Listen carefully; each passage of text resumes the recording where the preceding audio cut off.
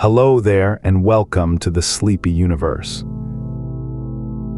Tonight we leave the warm rooms of home behind and travel north to a place where the sea turns silver under a low sun. Wooden ships rock gently at their moorings, and long, low halls glow with firelight against the dark.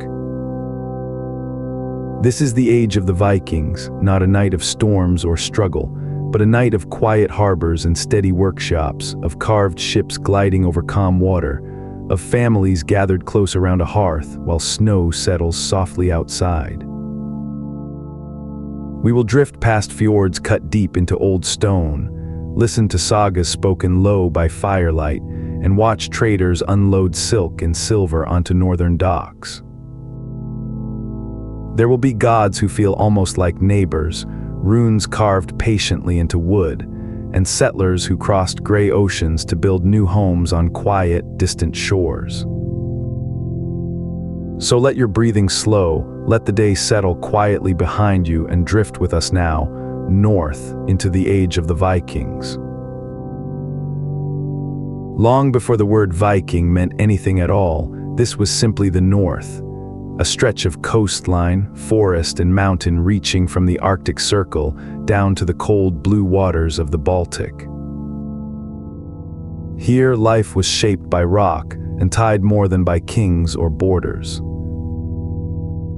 Winters were long and dark, summers pale and endless, and the sea was never far from anyone's door. Before we meet the ships and the sagas, let's settle first into this land itself, the quiet, demanding, beautiful world that made the Norse people who they were. Picture a coastline so long and so deeply carved that if you stretched it flat, it would circle far more than half the globe. That is Scandinavia, the homeland of the Norse, a rugged spine of mountains running through Norway, wide forests across Sweden, and low rolling hills in Denmark, all facing out toward cold northern seas. Good farmland was rare here. Much of the ground was stone, thin soil, or dense pine forest, and only the river valleys and coastal strips could reliably feed a family through the year. This scarcity shaped everything about how people lived. It pushed them toward the water, where fish were plentiful, and a boat could reach a neighbor faster than any footpath through the trees. It also made every sheltered inlet, every gentle slope of grazing land, worth settling and worth keeping. The Norse did not choose the sea out of restlessness alone. They chose it because the land, however beautiful, could only carry them so far, and the water beyond it seemed to promise a little more room to breathe, to farm, to live quietly and well. If you sailed along the Norwegian coast today, you would glide between walls of rock rising straight from black water, some taller than the tallest towers built anywhere in the world. These are fjords, and the Norse who lived among them rarely wondered how such places came to be, though we now know the answer lay in ice. Thousands of years before any Longhouse was built, immense glaciers crept slowly across the land, grinding valleys deep into solid stone as they moved toward the sea. When the ice finally withdrew, the ocean crept in behind it, filling those carved valleys with still, deep, sheltered water. For the Norse, this ancient work of ice became simply home, a landscape of calm channels tucked behind cliffs, perfect for small farms and for launching boats. A fjord could run for many miles inland, narrow and quiet, edged by waterfalls and pine, a landscape carved by something enormous and slow, left behind for people to live in gently, generation after generation. In the far north of the Norse world, the sun does something that still surprises visitors today. In the deep of winter, it barely rises at all, leaving the sky in a soft blue twilight for only a few hours before dark returns. Half a year later, it barely sets, and summer nights glow pale gold until nearly midnight. The Norse built their entire year around this rhythm. Winter was a season of indoor work, of mending tools and telling stories while snow piled against the Longhouse walls. Summer, by contrast, was a race against the light, planting, fishing, and building crammed into the bright months before the dark returned. Farmers might work fields at what felt like 10 in the evening, simply because the sun allowed it. This is perhaps why so many old Norse stories linger on the changing of seasons, on the return of light after darkness. It was not a metaphor to them. It was the actual shape of every year they ever lived, watched and felt and planned around patiently together. Ask a Norse farmer for directions, and the answer would rarely involve a path through the forest.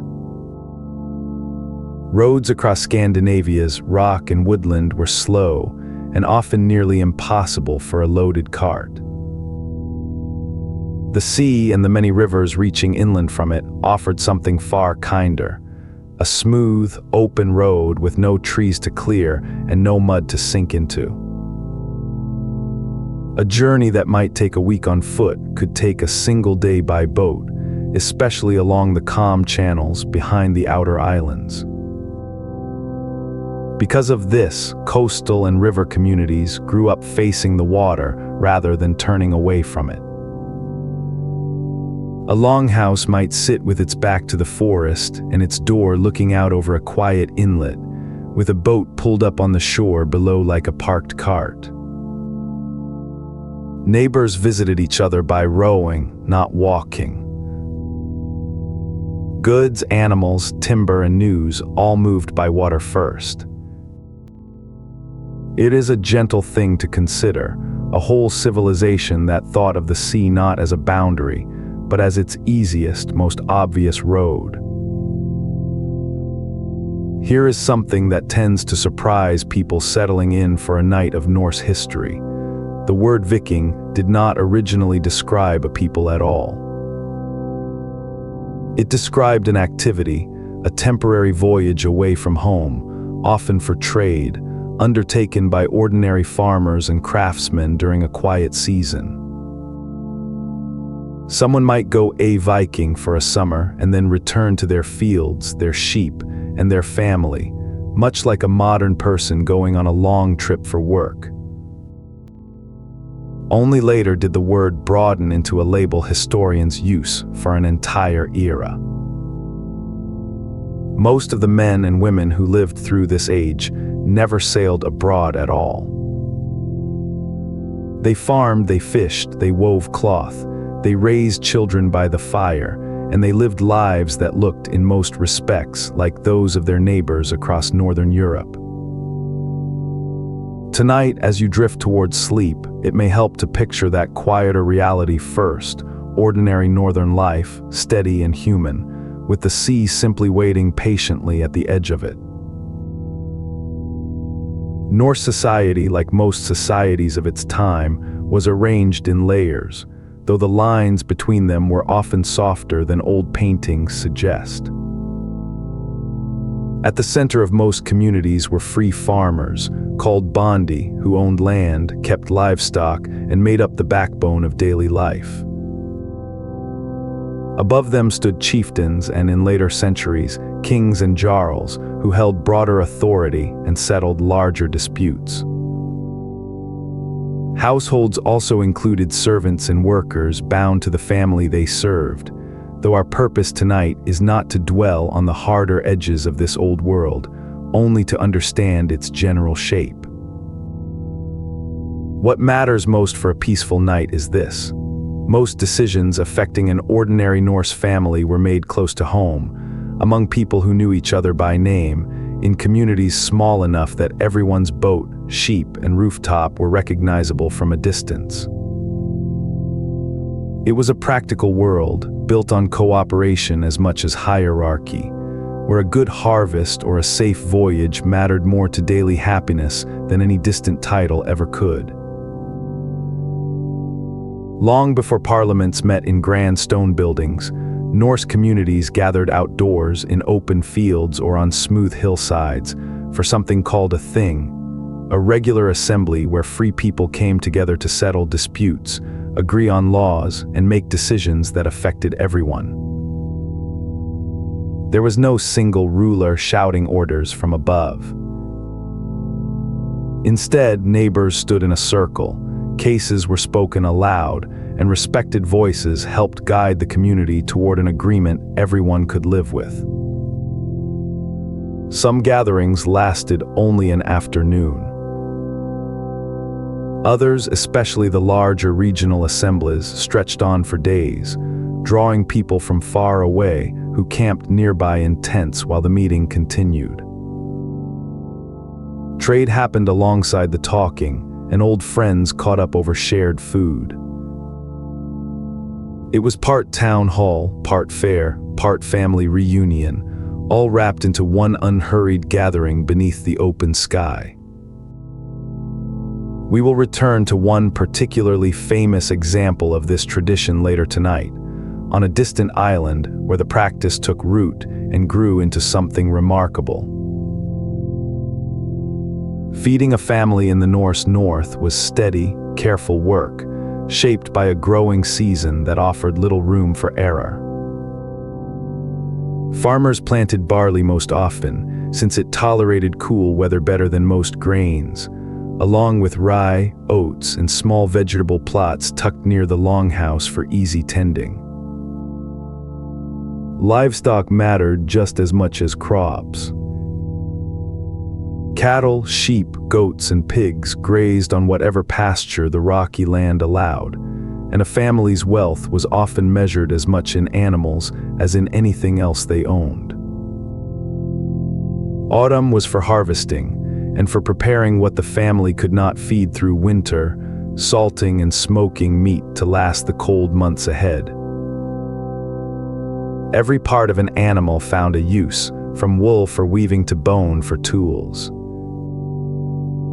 There was little room for waste in a world where winter arrived early and left late.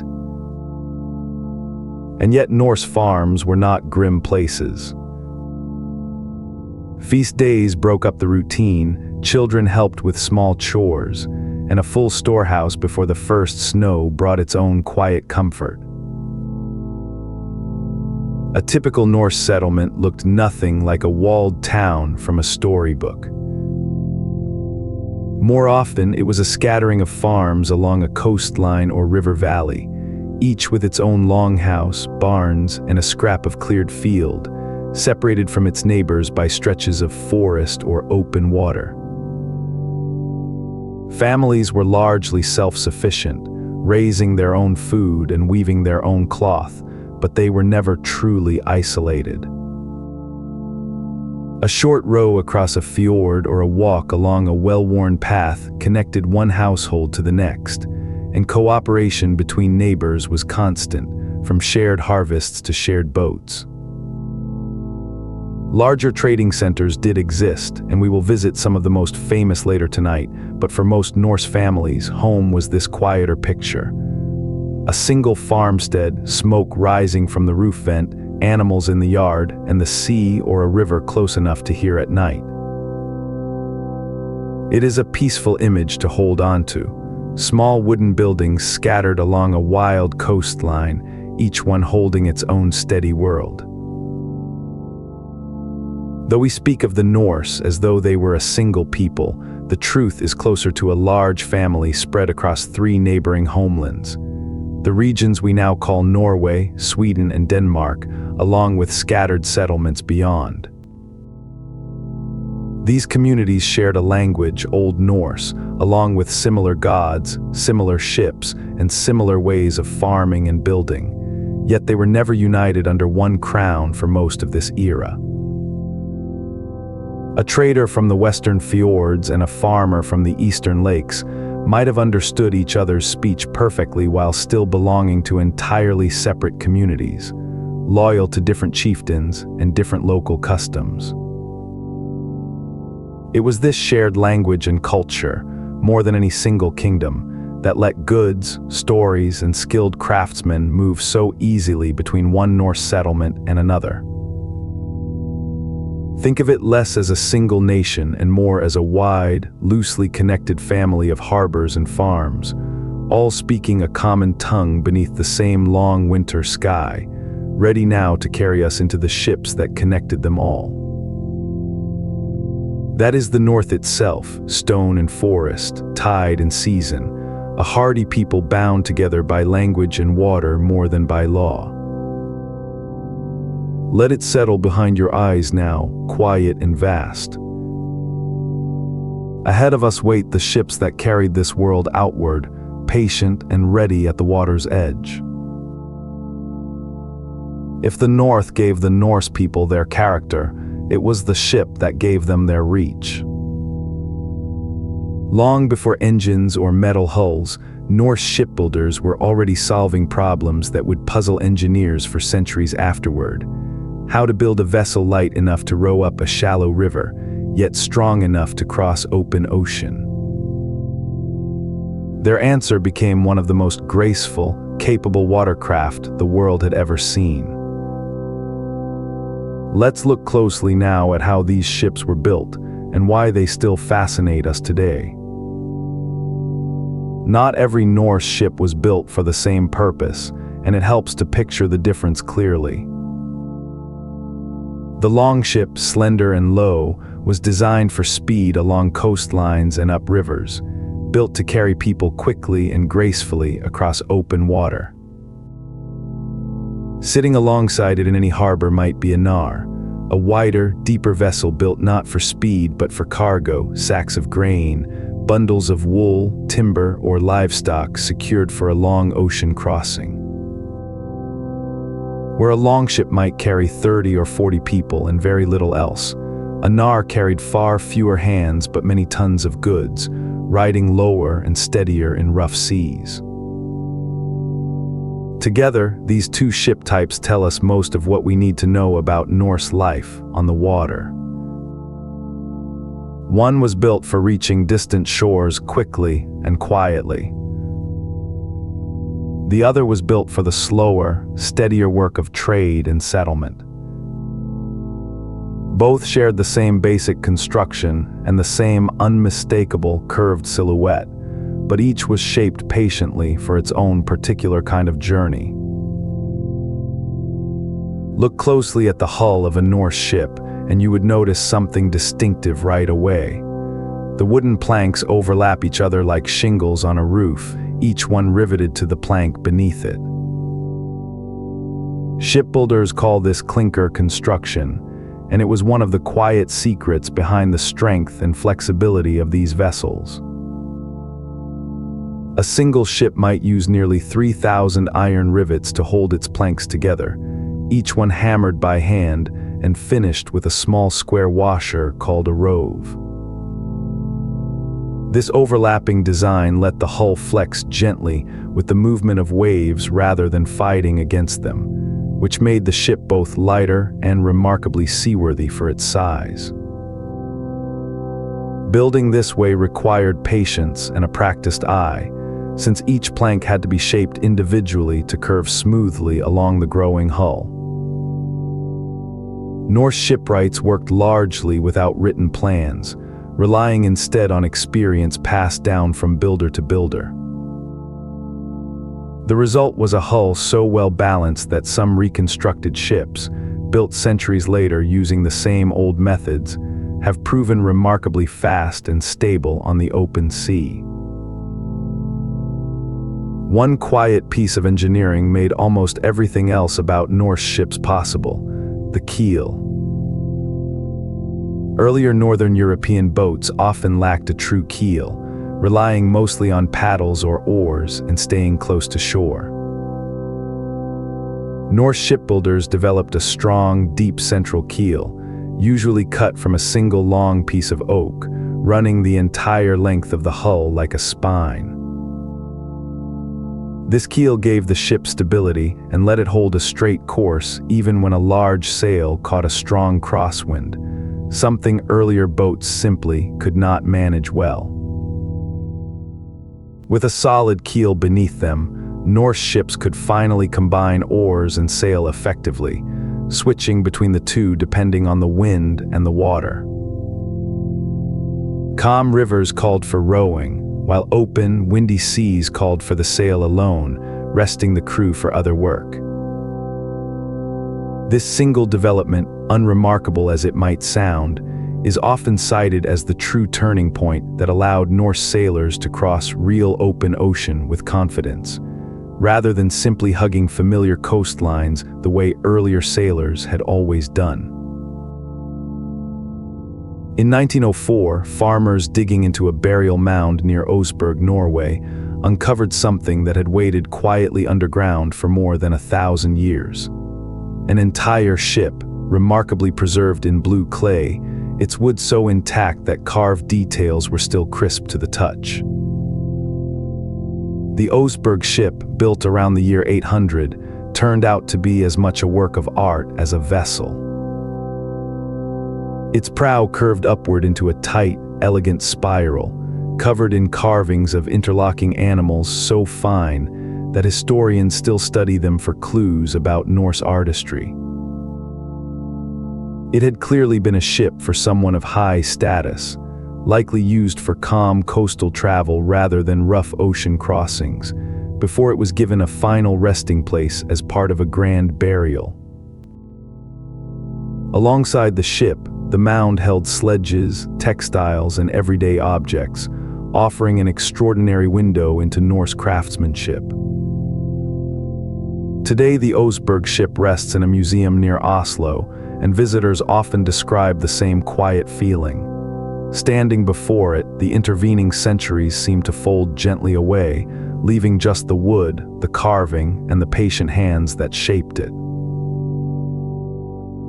Not far from where the Oseberg ship was found, another burial mound gave up the Gokstad ship, a vessel built for a rougher, more serious purpose than elegant coastal outings. Longer and sturdier, the Gokstad ship was clearly built for open sea travel, and in 1893, a group of Norwegian sailors decided to prove exactly how capable it truly was. They built a faithful replica, named it the Viking, and sailed it across the Atlantic Ocean to America in just 28 days, arriving in time for a World's Fair in Chicago. The replica handled the open ocean beautifully, riding out strong swells that might have concerned a much larger modern vessel, and its crew reported that it felt steady and controlled even in difficult weather. This single journey did a great deal to change how the wider world viewed Norse shipbuilding, showing that these graceful, ancient designs were not fragile curiosities, but genuinely capable ocean-going ships. It is a comforting thought to carry into sleep, a design built more than 1,000 years ago, still proving strong and true when finally given the chance. For most of their history, Norse ships relied on oars alone, but sometime around the 8th century, sails began appearing on northern ships, and everything about distance and speed changed quietly. These sails were woven from wool rather than the linen or cotton used farther south, since wool held its shape well and resisted the constant damp of northern seas. Making just one sail required an enormous amount of labor, often estimated at more spinning and weaving hours than building the ship itself, which tells us how deeply this technology mattered to Norse communities.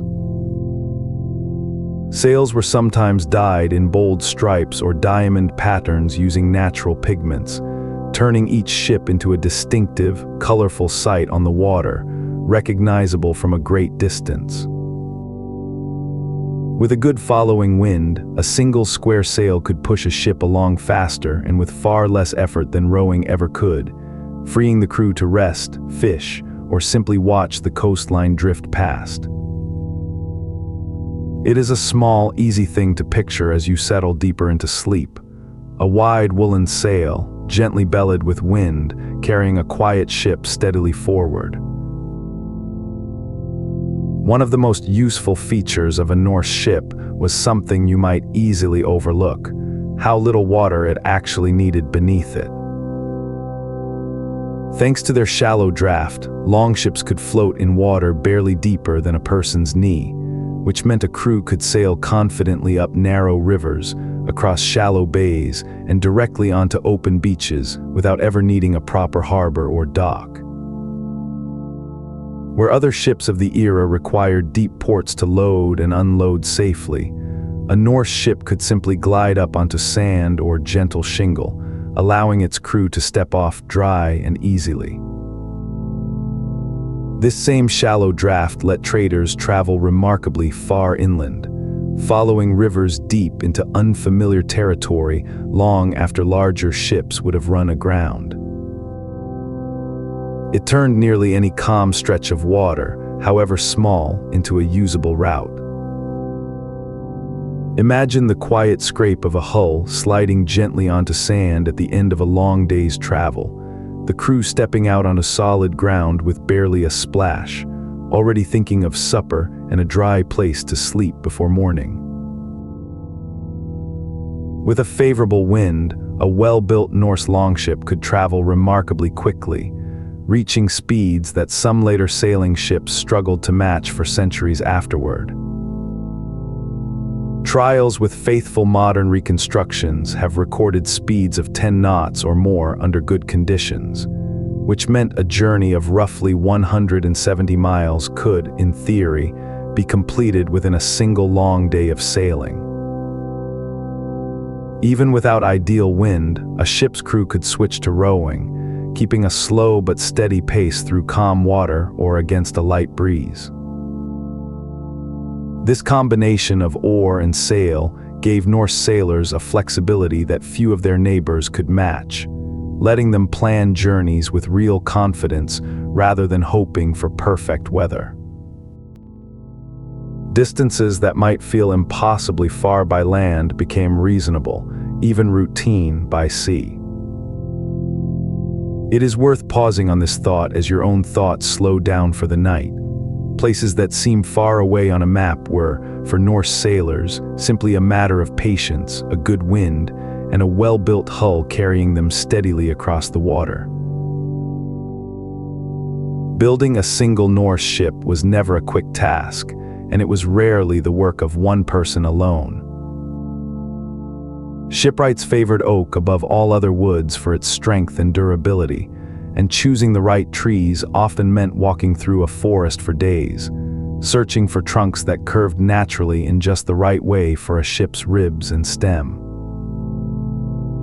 Rather than sawing planks, builders split logs along their natural grain, which kept the wood stronger and more flexible than cut lumber.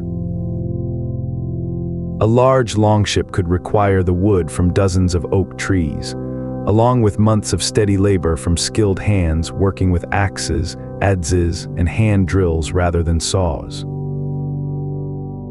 Entire communities often took part, from felling trees to hauling timber to hammering the final rivets into place.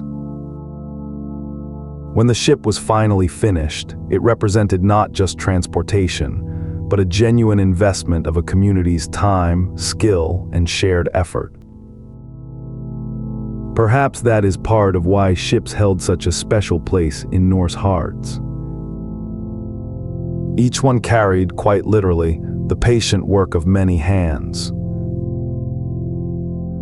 By now, it should be easy to understand why ships sat so close to the center of Norse life, appearing not only in travel and trade, but in art, poetry, and even in death. Wealthy or respected individuals were sometimes laid to rest inside an actual ship, surrounded by belongings meant to serve them on a final journey, then covered gently with earth to form a mound like the ones at Oseberg and Gokstad. Smaller graves were sometimes marked with stones arranged in the outline of a ship, a quieter, gentler echo of the same idea. Ships appeared carved into memorial stones, worked into jewelry, and described lovingly in poetry that compared their motion to gliding birds or running horses. For a culture so shaped by coastline and current, this makes a certain quiet sense. A ship carried a person through this world, from home to market to distant shore, so it seemed only natural that it might carry them onward too. With that gentle thought, let's follow those same ships now out onto open water and learn how their crews found their way. So much rested on wood, rivets, and wool, an entire world of travel built from oak trees and patient hands. Let the shape of that curved hull rest quietly in your mind. Next, we drift out beyond sight of land, into the quiet art of finding the way home. Once a ship left the shelter of the fjords, its crew depended on skills passed down through generations, rather than any instrument we would recognize today. There were no magnetic compasses aboard a Norse ship, no charts folded in a captain's chest. Instead, sailors read the sky, the water, and the wildlife around them with a patience that modern travelers rarely need anymore. Let's slow down now and consider how these sailors found their way across open water, guided by little more than careful observation and quiet confidence. Setting out across open water without a compass might sound daunting, yet Norse sailors approached it with the same calm confidence a modern driver might feel on a familiar highway.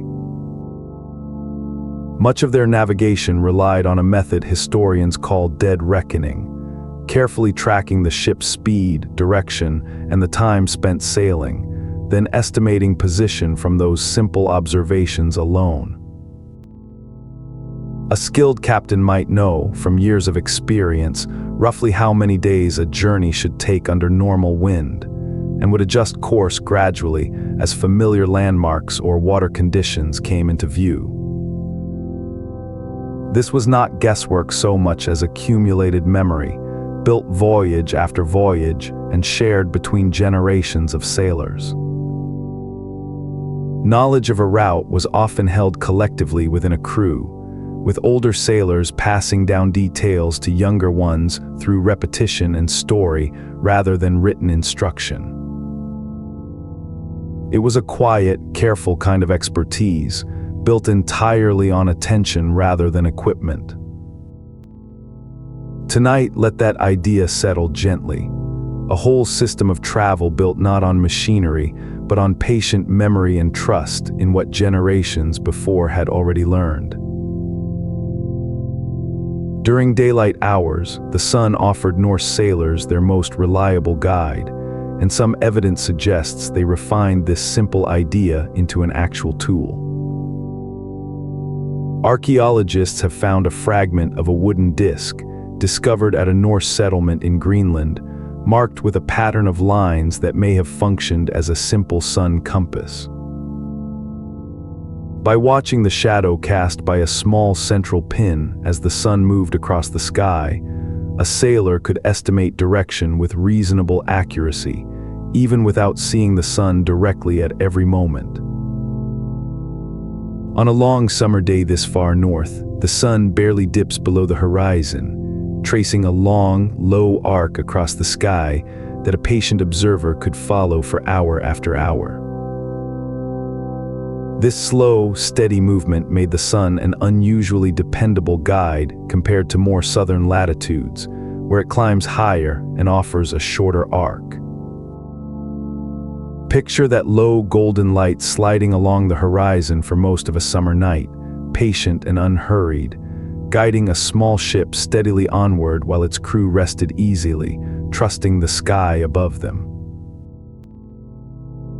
Norse sagas mention something called a sunstone, used to find the sun's position even on cloudy or misty days when the sky gave no obvious clue. For centuries this sounded almost like pure legend, but modern researchers now believe it may describe a real and rather clever technique. Certain crystals found in Scandinavia, particularly a clear form of calcite, can split and polarize light in a way that reveals the sun's direction even through thick cloud, simply by rotating the crystal and watching how the light passing through it changes. Some historians believe sailors held such a stone up to the sky, turning it slowly until the light told them what they needed to know. Others remain cautious, noting that firm archaeological proof is still limited, and prefer to call it an intriguing possibility rather than settled fact. Either way, it is a lovely thought to drift on. Sailors far from land, wrapped in gray mist with no coastline in sight, quietly turning a small clear stone toward a hidden sun, trusting that the light would tell them, eventually, which way was home.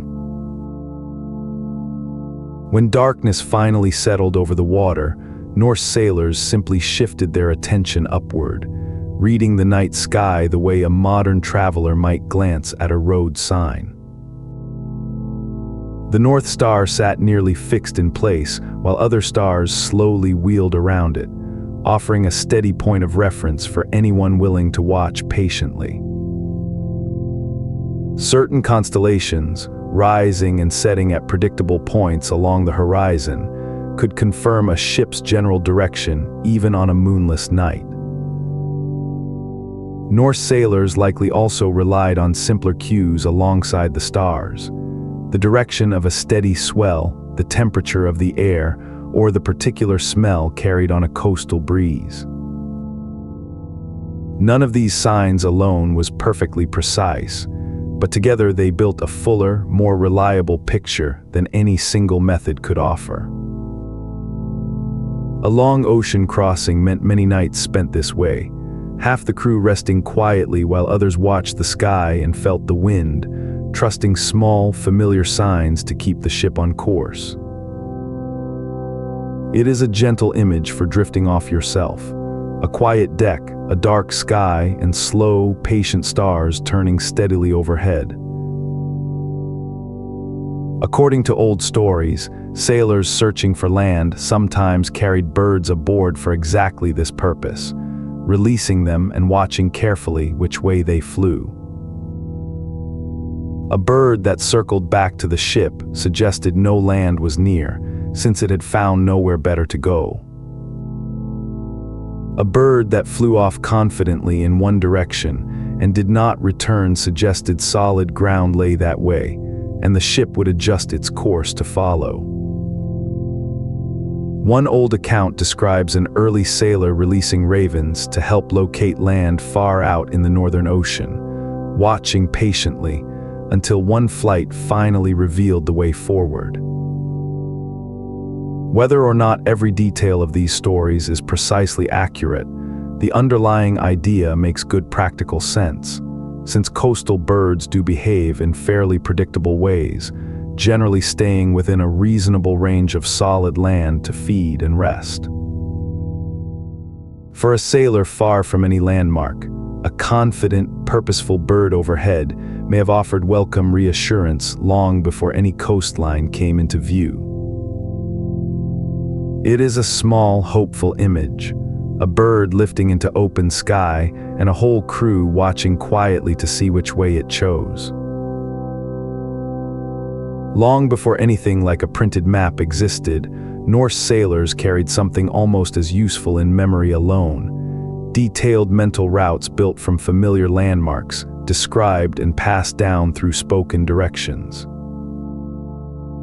A particular mountain shape on the horizon, a distinctive rock formation, or the way a current behaved near a certain headland could all serve as reliable markers for an experienced sailor retracing a known path. Old written accounts occasionally preserve fragments of these oral sailing directions, describing a journey in terms of how many days' sail separated one landmark from the next, along with what a sailor should expect to see along the way. This kind of knowledge took years to build fully and was considered genuinely valuable, often kept within families or trading communities who relied on safe, repeatable journeys for their livelihood.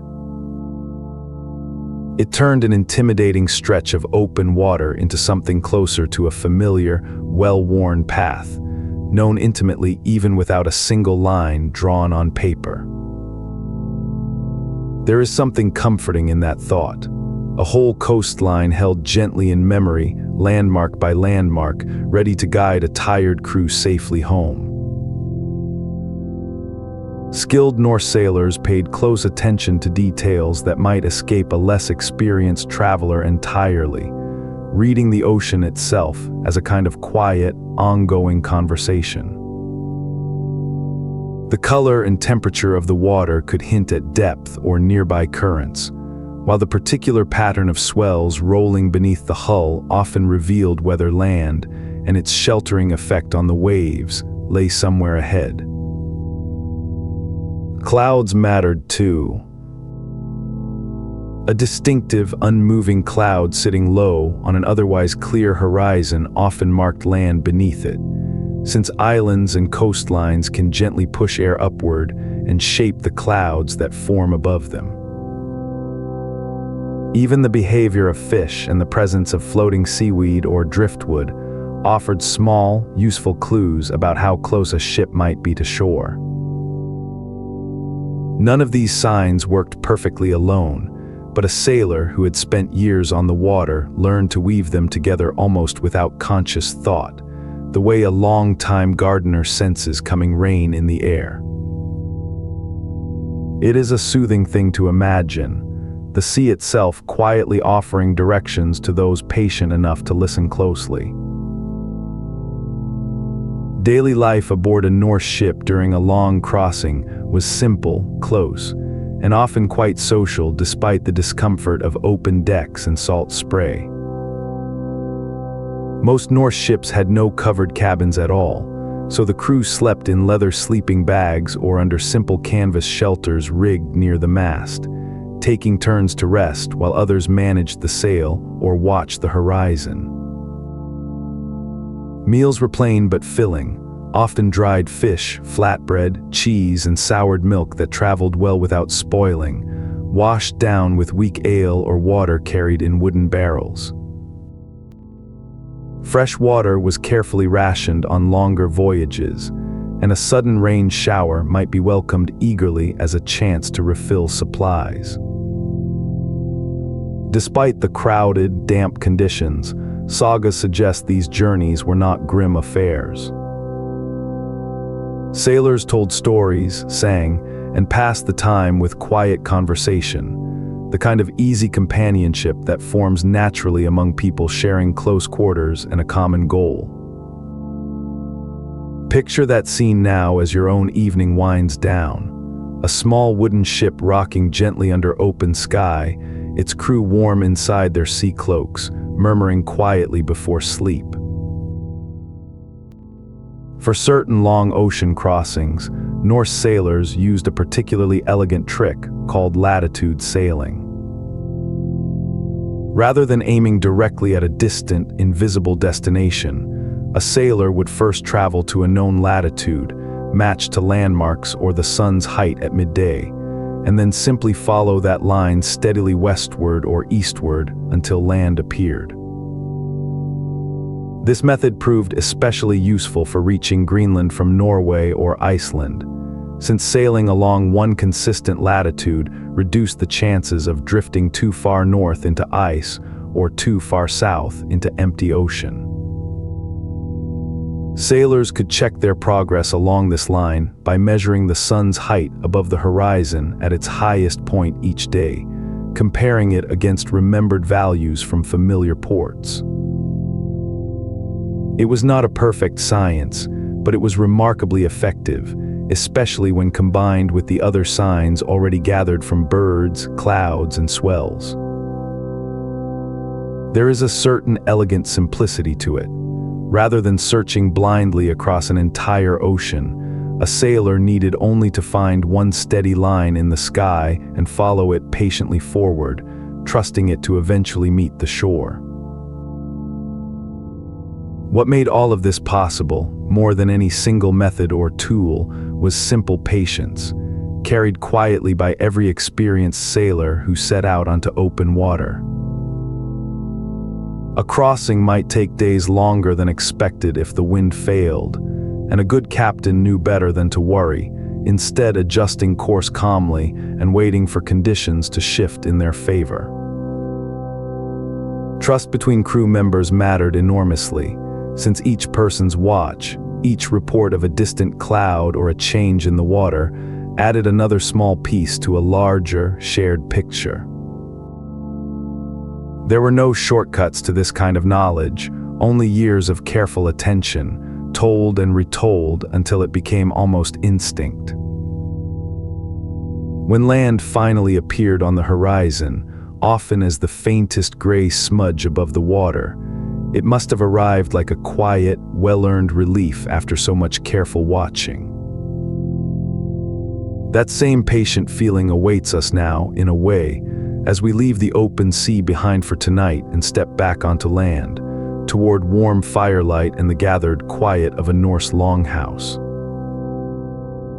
The sea asked for patience, and patience is exactly what these sailors gave it, watch after quiet watch.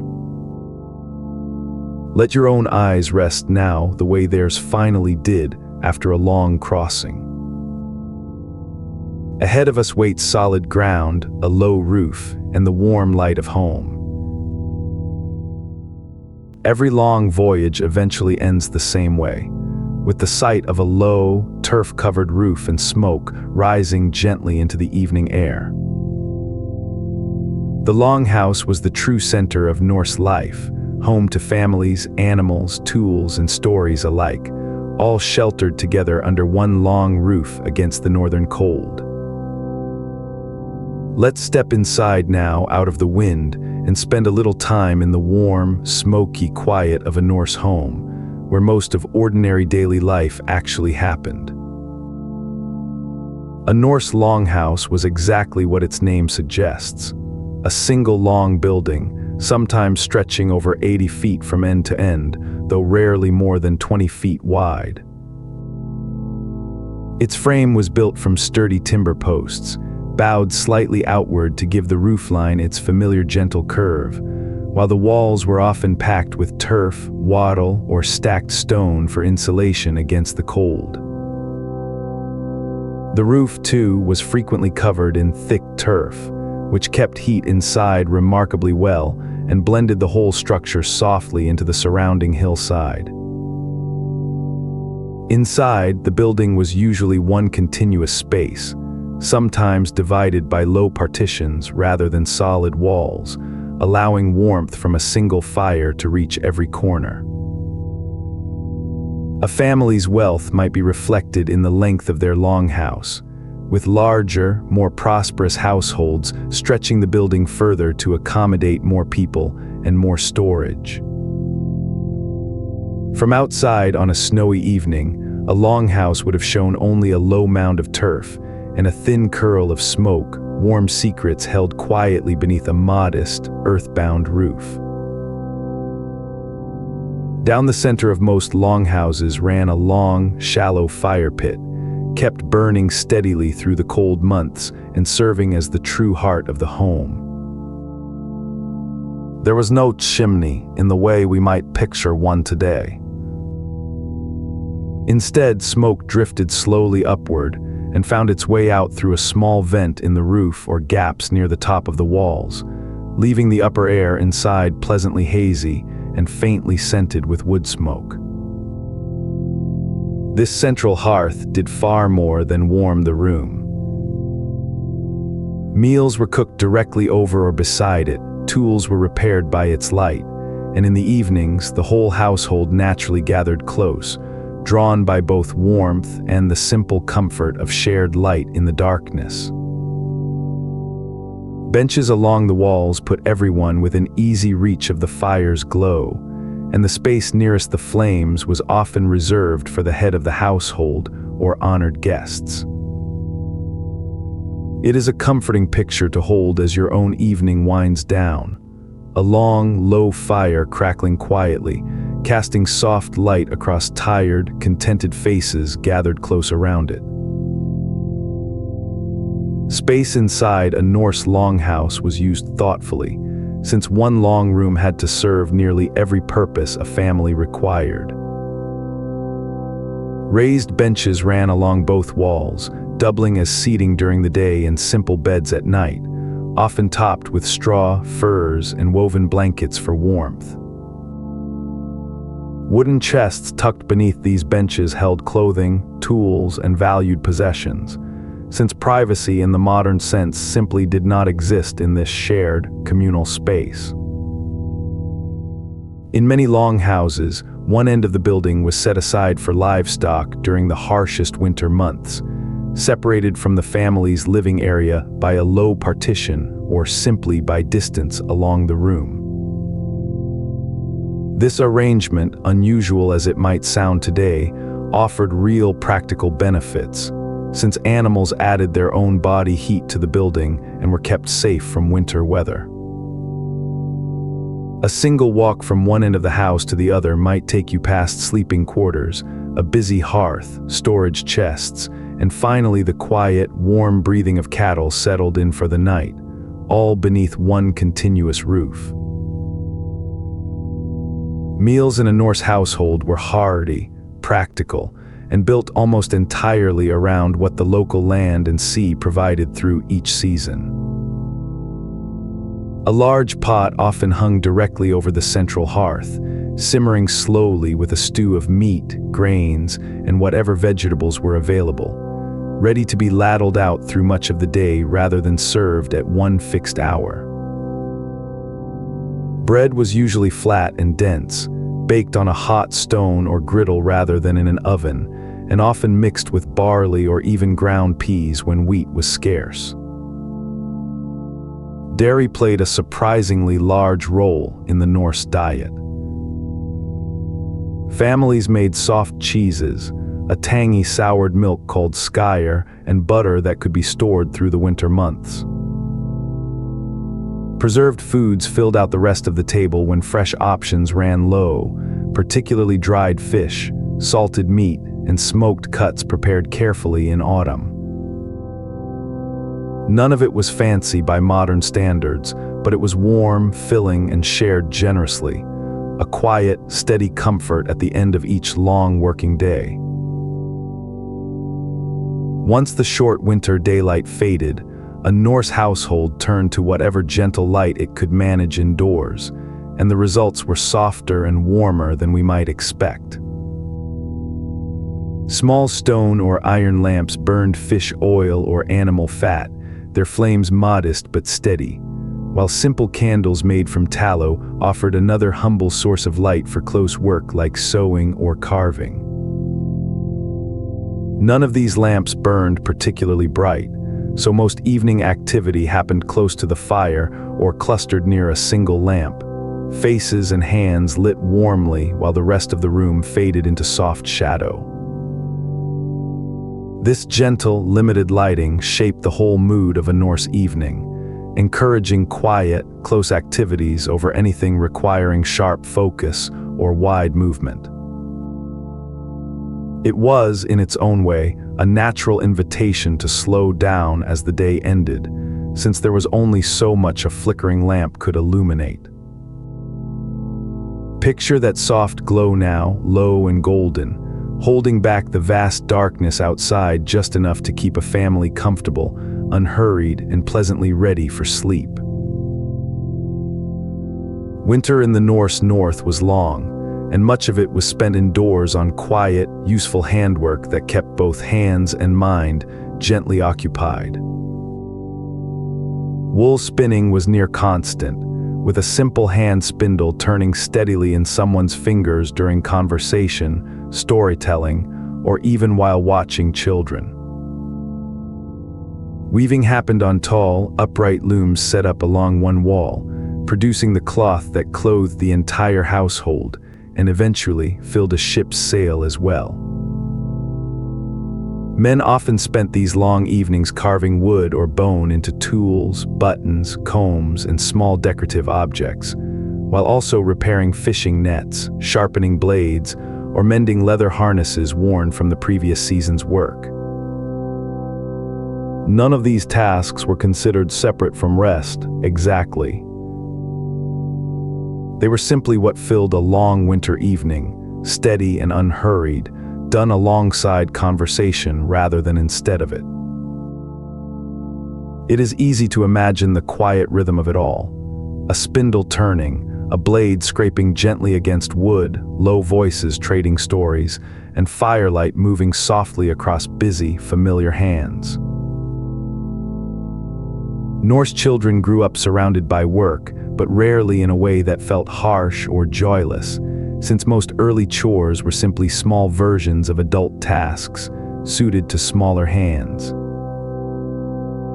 A young child might help gather eggs, watch over younger siblings, or fetch water, while older children took on real responsibility herding sheep, learning to spin wool, or helping repair fishing gear. Play existed too, of course. Archaeologists have found small wooden toys, miniature boats, and carved game pieces that suggest childhood in the Norse world included genuine moments of fun alongside its steady responsibilities. Learning happened almost entirely through watching and doing rather than formal schooling, with children absorbing skills gradually by working alongside parents, older siblings, and grandparents. Stories played an important role too, teaching lessons, history, and family memory long before any child could read a single rune. By the time a Norse child reached their teenage years, they had usually already mastered a wide, practical range of skills, ready to take their place fully within the steady, cooperative rhythm of the household.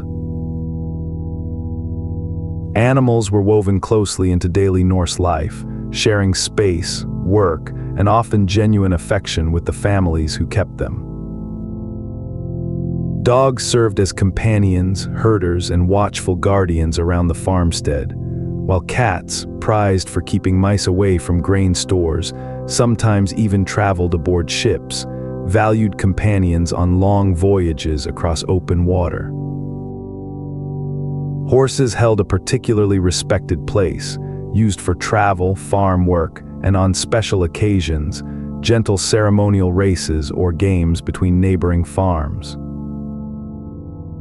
Livestock such as cattle, sheep, goats, and pigs provided the steady backbone of a family's food and wealth, and were tended with real care, since a family's survival through winter often depended directly on how well these animals had been kept through the warmer months. Burial sites from this era occasionally include beloved animals laid to rest alongside their owners, suggesting a bond that went beyond simple practicality. It is a gentle thought to end on. A Norse farmstead was never a quiet, empty place, but a living space full of familiar animal sounds, footsteps, and warmth alongside the human family it sheltered. Hospitality mattered deeply in Norse culture, and a longhouse door rarely stayed closed to a respectful traveler passing through. Guests, even strangers, were typically welcomed with food, a place by the fire, and a share of whatever the household had to offer, since a community's reputation rested partly on how generously it treated visitors. Sagas repeatedly emphasize this custom, describing hosts who offered their best food and warmest seating to guests, and travelers who later returned such kindness when the situation reversed. A guest might sleep on a bench along the wall, share stories from distant places in exchange for their welcome, and depart the next morning with well wishes for the road ahead. This steady culture of hospitality served a genuinely practical purpose in a world without inns on every corner, ensuring that travelers, traders, and messengers could move between communities with some confidence of shelter along the way. It also gave every longhouse evening the possibility of new company and news from distant fjords, carried in by whoever happened to knock, and be welcomed warmly inside. By the time evening settled fully over a Norse farmstead, with animals fed, tools set aside, and the meal finished, the household would often turn its attention to something that mattered just as much as any physical work: storytelling. Voices low and unhurried, an older family member or a visiting guest might share tales of distant journeys, family history, or the deeds of ancestors, entertaining and gently instructing the children scattered among the benches. These evening stories were, in a real sense, rehearsals for something larger, a living tradition of memory kept alive entirely through voice and careful repetition. Long before any of it was written down, this was how the Norse preserved their history, their humor, and their understanding of the world, gathered close around firelight night after night. It is fitting, then, that our own journey should follow the same path their evenings did, moving now from the Longhouse itself toward the words spoken and carved within it. Let's listen closely as we turn next to runes, sagas, and the quiet art of Norse memory. That is the shape of a Norse evening: full bellies, busy hands, and voices low against the dark outside. Let your own body settle the same way now, heavy and warm. Next, we listen closer to the words this household kept alive by firelight.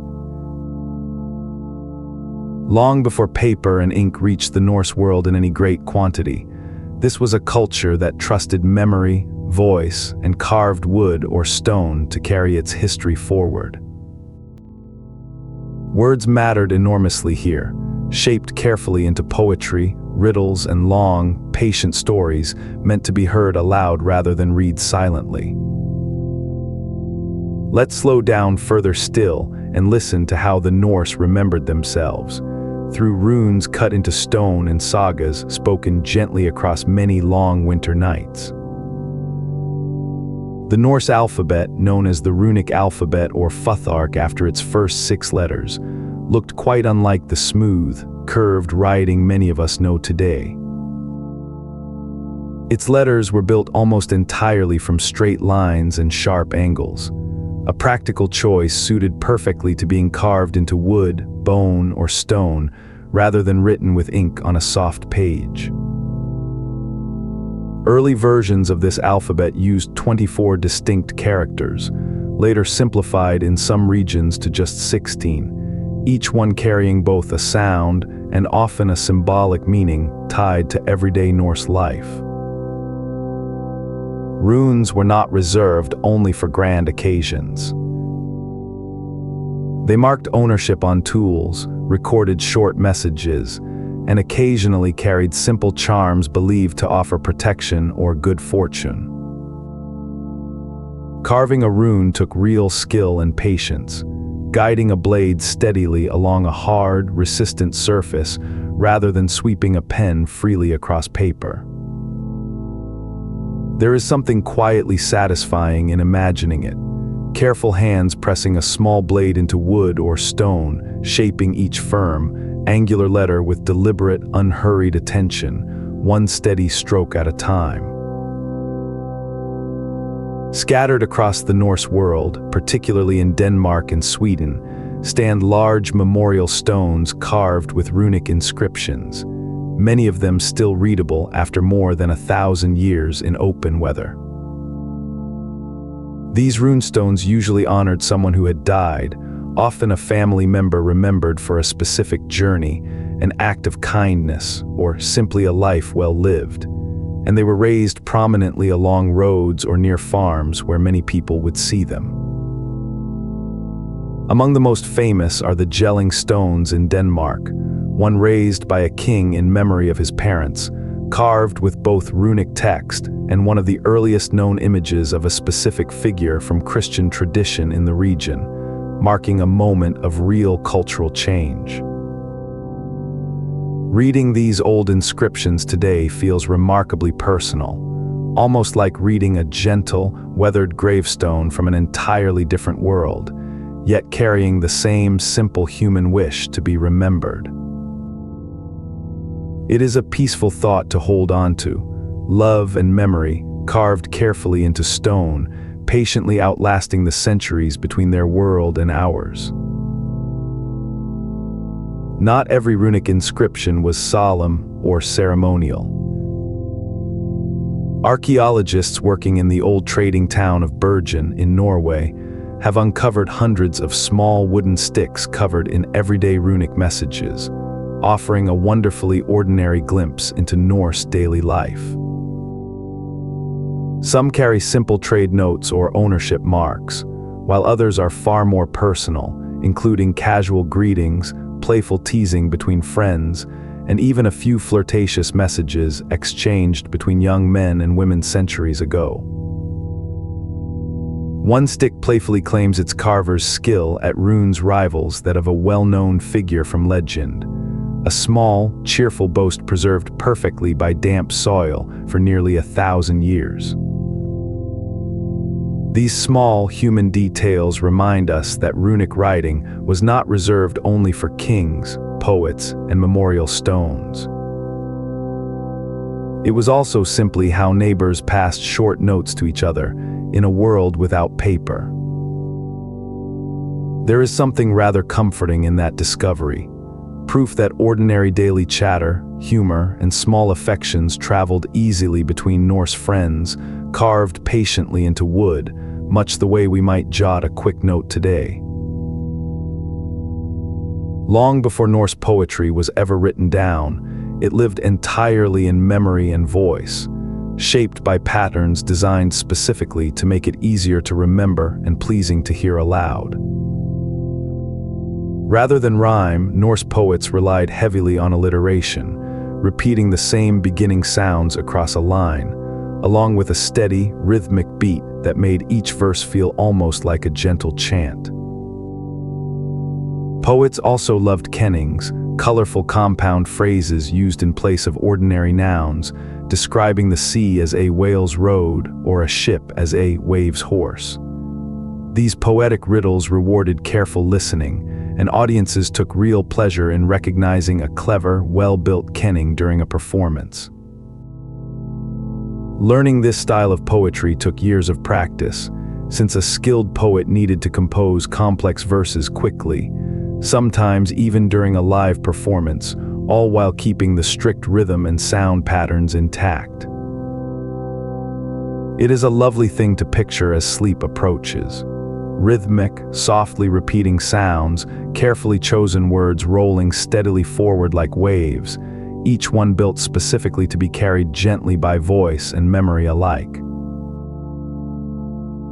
Among the most respected figures in Norse society were skalds, poets whose careful, polished verses often served kings and chieftains directly, composing praise poems to honor great deeds, successful journeys, or a ruler's generosity.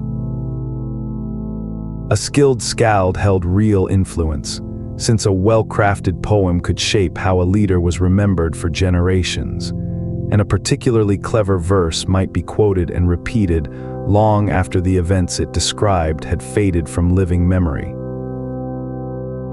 Skalds trained for years to master their craft, memorizing existing poems while learning the demanding rules of rhythm, alliteration, and kenning that Norse poetry required.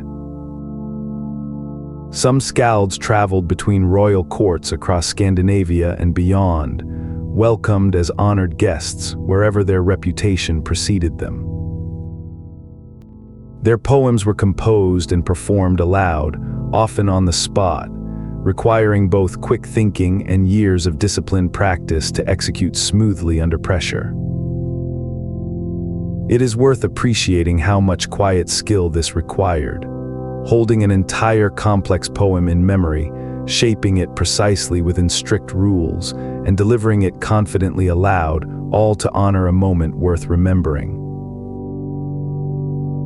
Several centuries after the Viking Age itself had ended, writers in Iceland began setting down long prose stories known today as sagas, blending real history with storytelling technique into something genuinely unique in medieval literature. Written mostly during the 12 and 1300s, these sagas often described events from centuries earlier, preserved for generations through oral memory before finally being committed carefully to parchment. The sagas read remarkably differently from most other medieval writing, favoring plain, direct language, realistic dialogue, and carefully paced storytelling over flowery description or heavy religious commentary. Many focus on Icelandic families, describing their journeys, disputes, friendships, and daily lives across multiple generations with surprising narrative sophistication. Historians still debate exactly how much of any given saga reflects genuine historical fact versus later storytelling embellishment, though most agree the sagas capture real cultural details, even where specific events may have softened or shifted over time. Reading them today feels remarkably close to listening in on those same fireside stories, carried carefully forward from ordinary Norse evenings all the way into our own quiet night. Among the most cherished sagas were the family sagas, long prose stories following particular Icelandic households across several generations, weaving together everyday farm life, careful genealogy, and memorable personal moments into a single flowing narrative. These stories often opened by carefully listing a family's ancestry, tracing lineage back through several generations before settling into the main story itself, since knowing exactly who someone's people were mattered enormously in Norse society. From there, a saga might follow disputes over land or livestock, unexpected friendships, clever solutions to hard problems, and the quiet, accumulated texture of ordinary life across decades. What makes these stories feel remarkably modern, even today, is their attention to individual character and motivation, presenting people as complicated and human rather than simple heroes or villains.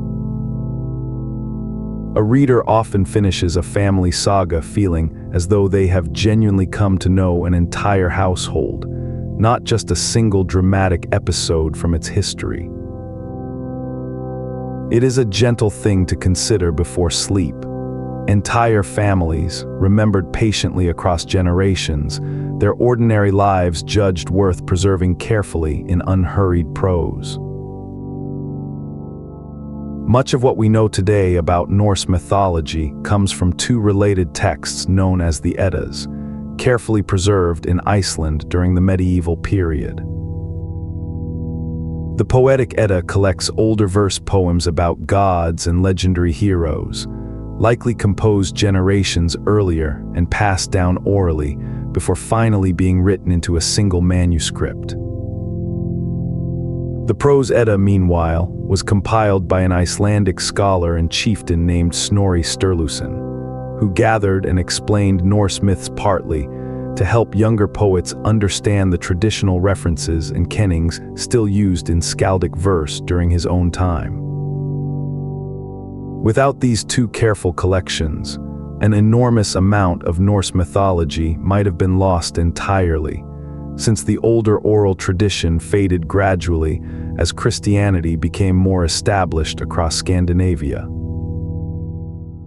Snorri in particular deserves quiet gratitude for his careful, thoughtful work, gathering old stories that were already beginning to feel distant even in his own era. Tonight, as we prepare to meet the gods themselves in the chapter ahead, it is worth remembering that we owe this entire gentle, wonder-filled mythology to a handful of patient, careful scribes. Norse audiences took particular delight in riddles and clever wordplay, treating them not merely as entertainment, but as a genuine test of wit, memory, and cultural knowledge. A well-posed riddle might describe something ordinary through unexpected, poetic language, challenging listeners to work through layered clues before arriving at a satisfying answer. This same playful cleverness appeared throughout Norse poetry more broadly, particularly in kennings, where naming something directly was often considered far less interesting than describing it through a clever, indirect comparison instead. Gold might be called dragon's bed, in reference to old stories of treasure-guarding creatures, while difficult moments in a story were often softened into gentler poetic language entirely, focused on shields or ships rather than anything harsher. Enjoying this kind of poetry required real cultural fluency, since a listener needed to recognize the reference behind each riddle or kenning to fully appreciate it. It is a comforting thought as sleep draws nearer, an entire audience, gathered close by firelight, quietly delighted by clever, gentle wordplay rather than anything louder or more dramatic. Taken together, runes, poetry, and saga writing formed a remarkably complete system for preserving memory, one that relied on human voices and careful hands rather than any single library or archive. A community's history, its humor, its values, and its understanding of the wider world were all carried forward this way, refined gently with each retelling, carved patiently into stone or wood, and eventually gathered into the written pages we can still read today. It is worth appreciating how much care this required across so many generations, from a skald composing verse under pressure to a quiet scribe in Iceland copying old poems by candlelight centuries later. Without this patient chain of memory, we would know remarkably little about how the Norse understood their own world, their ancestors, and their gods. And it is exactly this last subject, the gods themselves, that our own journey turns toward next. Let your thoughts soften now, ready to meet figures who felt, to the Norse who told their stories, less like distant, fearsome powers and more like familiar characters gathered comfortably around the same wide sky. So much of this world survived only because someone, somewhere, chose to remember it carefully and pass it on. Let that quiet chain of memory carry you gently now. Ahead wait the gods themselves, spoken of as easily as old, familiar neighbors. Every culture tells stories about the forces it cannot fully explain, and the Norse were no exception, imagining a rich, layered universe of gods, giants, and spirits woven through the sky, the sea, and the roots of an enormous tree. These stories were not treated as distant, untouchable scripture. They were told casually, warmly, sometimes even with humor, much like stories about beloved, complicated relatives. Let's listen now to a few of these old, gentle tales, exactly as they might have been shared around a Norse hearth. At the very center of Norse mythology stood an enormous ash tree called Yggdrasil, so vast that its branches were said to stretch out over the whole of existence, holding every realm gently within its reach. Its roots ran deep in three directions, each one reaching toward a different well or spring, tended by different beings and holding different kinds of wisdom. Rather than picturing this as a distant, abstract symbol, the Norse seemed to imagine it almost as a living, breathing presence, home to animals like a wise eagle in its highest branches and other creatures moving quietly along its trunk and roots. Yggdrasil connected everything, serving less like a wall between separate worlds and more like a shared trunk holding a wide, branching family together. There is something wonderfully calming in this image, an enormous, ancient tree, patient and unmoving, its roots reaching deep into still water while its highest branches sway gently far above. Let it take shape gently in your mind now, vast and steady, quietly holding an entire universe of story within its old, patient wood. Norse cosmology imagined existence as 9 distinct worlds, all connected through Yggdrasil's branches and roots, each with its own character and inhabitants. Asgard was home to one great family of gods, radiant and set apart, while Midgard, meaning middle enclosure, was the familiar human world where ordinary Norse families lived out their days. Other realms included the gentle green world of the elves, a cooler realm associated with different beings beneath the earth, and Jotunheim, home to giants who were often rivals of the gods, but just as often their relatives, guests, or even occasional allies in the old stories. Beyond these lay quieter, more mysterious realms tied to mist, fire, and the dead, each playing its own small part in the larger cosmic picture. The Norse rarely described these 9 worlds as neatly separated or distant from each other. Gods visited giants, humans occasionally glimpsed elves, and the boundaries between realms felt more like the edges of neighboring valleys than impassable walls. It is a cozy way to imagine the universe, one large, branching neighborhood held together gently within a single enormous tree. Odin, often described as chief among the gods, was remembered less for strength alone and more for an endless, patient hunger for knowledge and wisdom. He was said to travel the 9 worlds disguised as a quiet, gray-cloaked wanderer, seeking out wisdom wherever it could be found, from wise giants to the whispered secrets of runes themselves. 2 ravens named Hugin and Munin, whose names mean roughly thought and memory, flew out across the world each day and returned each evening to settle on his shoulders, sharing everything they had seen and heard.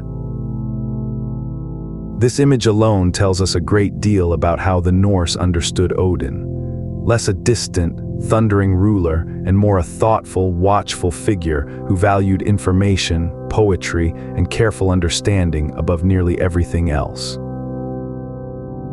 Storytellers, poets, and travelers all felt a particular connection to him, since his interests mirrored their own.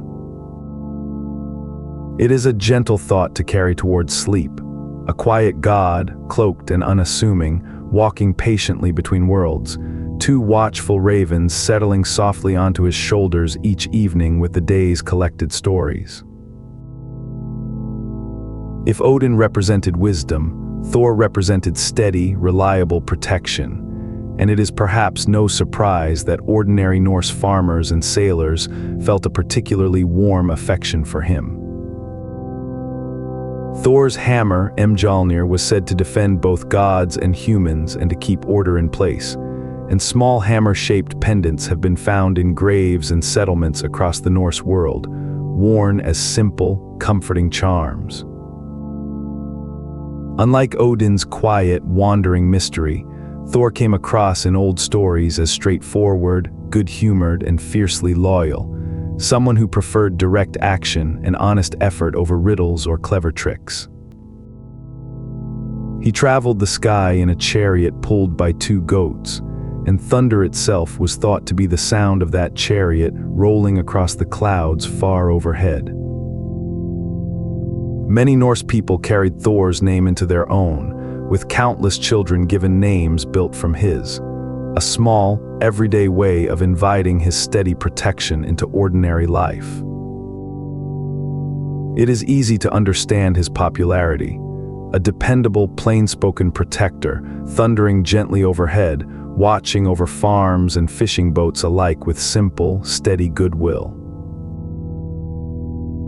Among the most beloved Norse goddesses was Freyja, associated with love, beauty, fertility, and a particular form of magic known as Seithr, which she was said to have taught to other gods herself.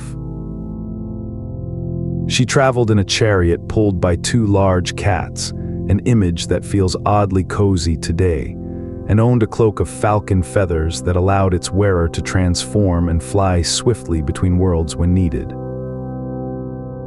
Freyja was independent and powerful in her own right, sought after by gods and giants alike, yet portrayed in the old stories as someone who made her own choices rather than simply following others' wishes. She was also connected to a beautiful golden necklace called Brisingamen, acquired through her own clever efforts, which became one of her most recognizable symbols. Farmers and families honored her particularly in connection with love, harvest, and household prosperity, weaving her presence gently into everyday hopes for a good year. It is a lovely image to hold onto tonight.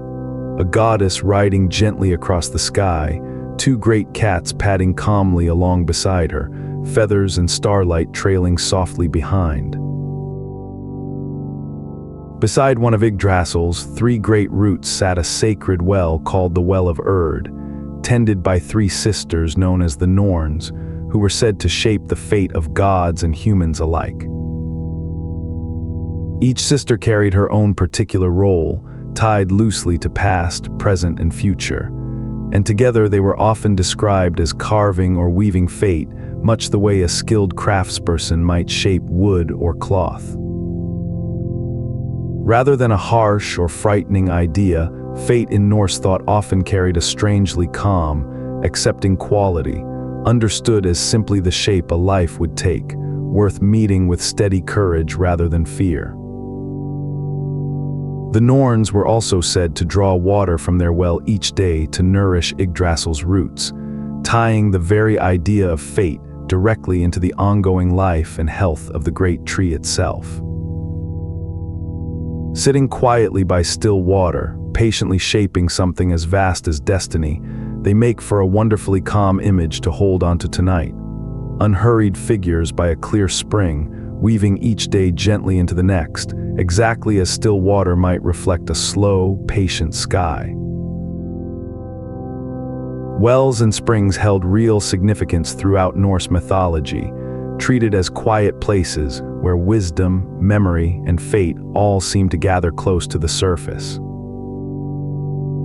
Beyond the Well of Erd, another spring, tended by a wise being often associated with deep knowledge, was said to hold wisdom so valuable that Odin himself once gave up a great deal simply for the chance to drink from it.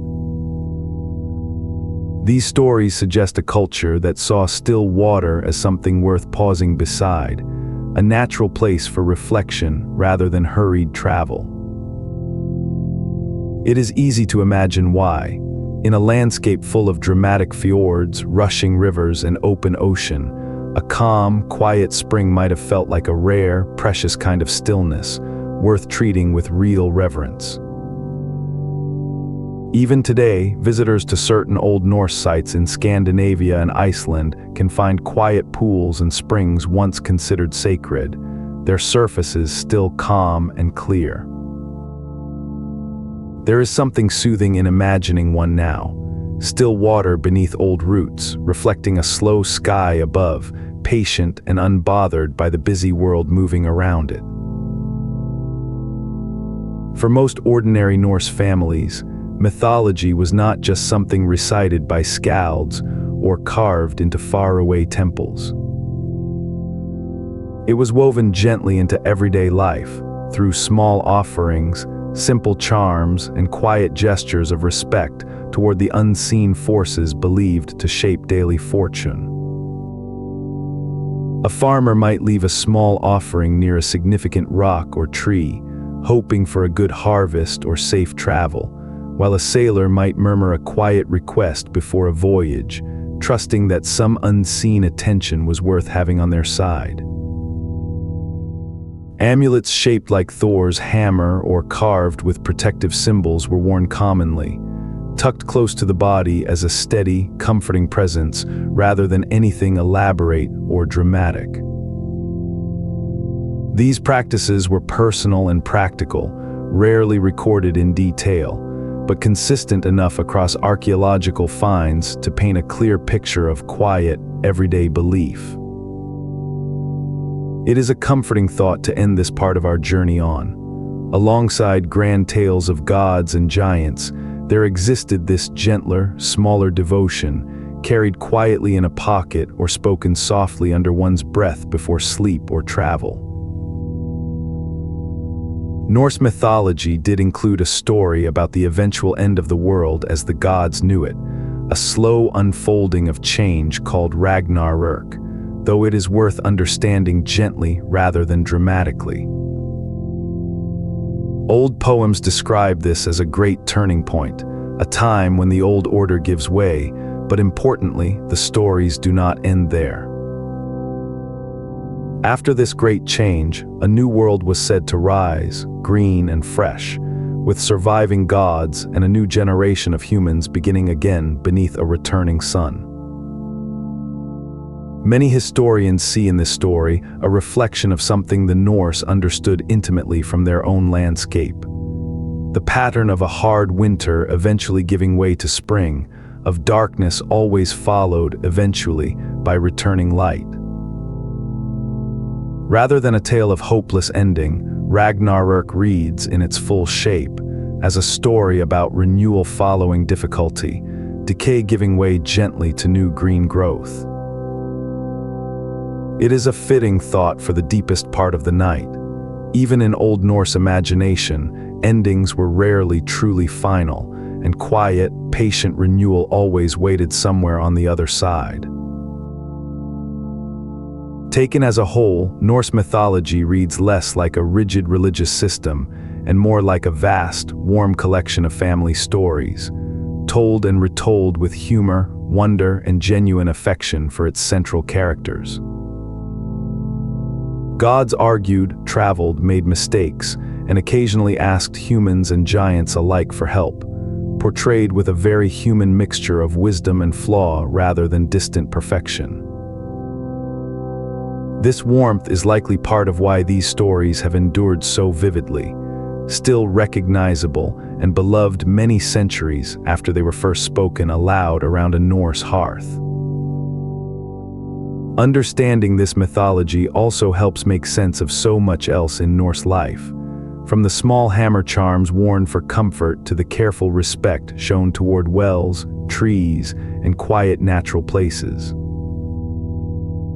With these gentle old stories settled softly in mind, let's turn our attention now to something entirely different, yet just as central to Norse life.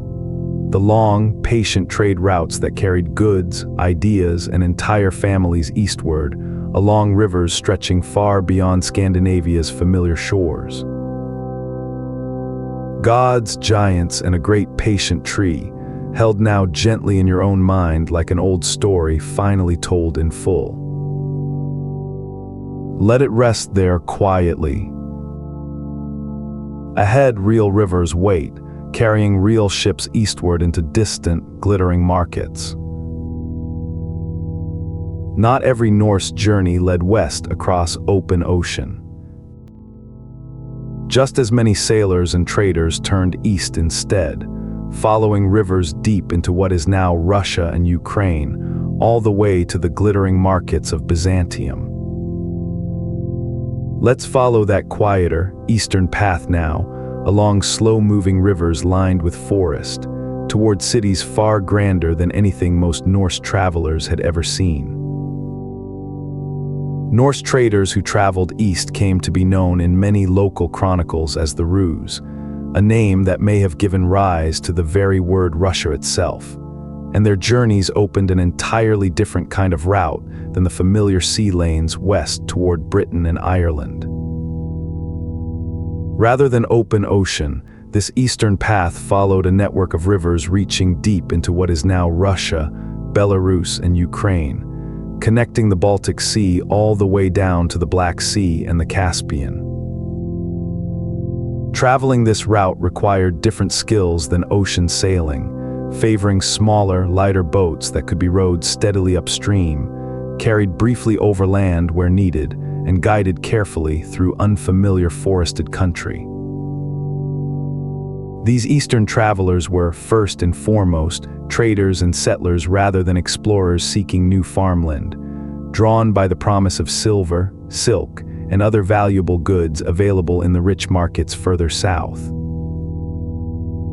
It is a quieter, less familiar story than the Western voyages many people already know, yet it shaped an enormous stretch of Eastern Europe, carried forward patiently, river bend after river bend, by small, determined crews.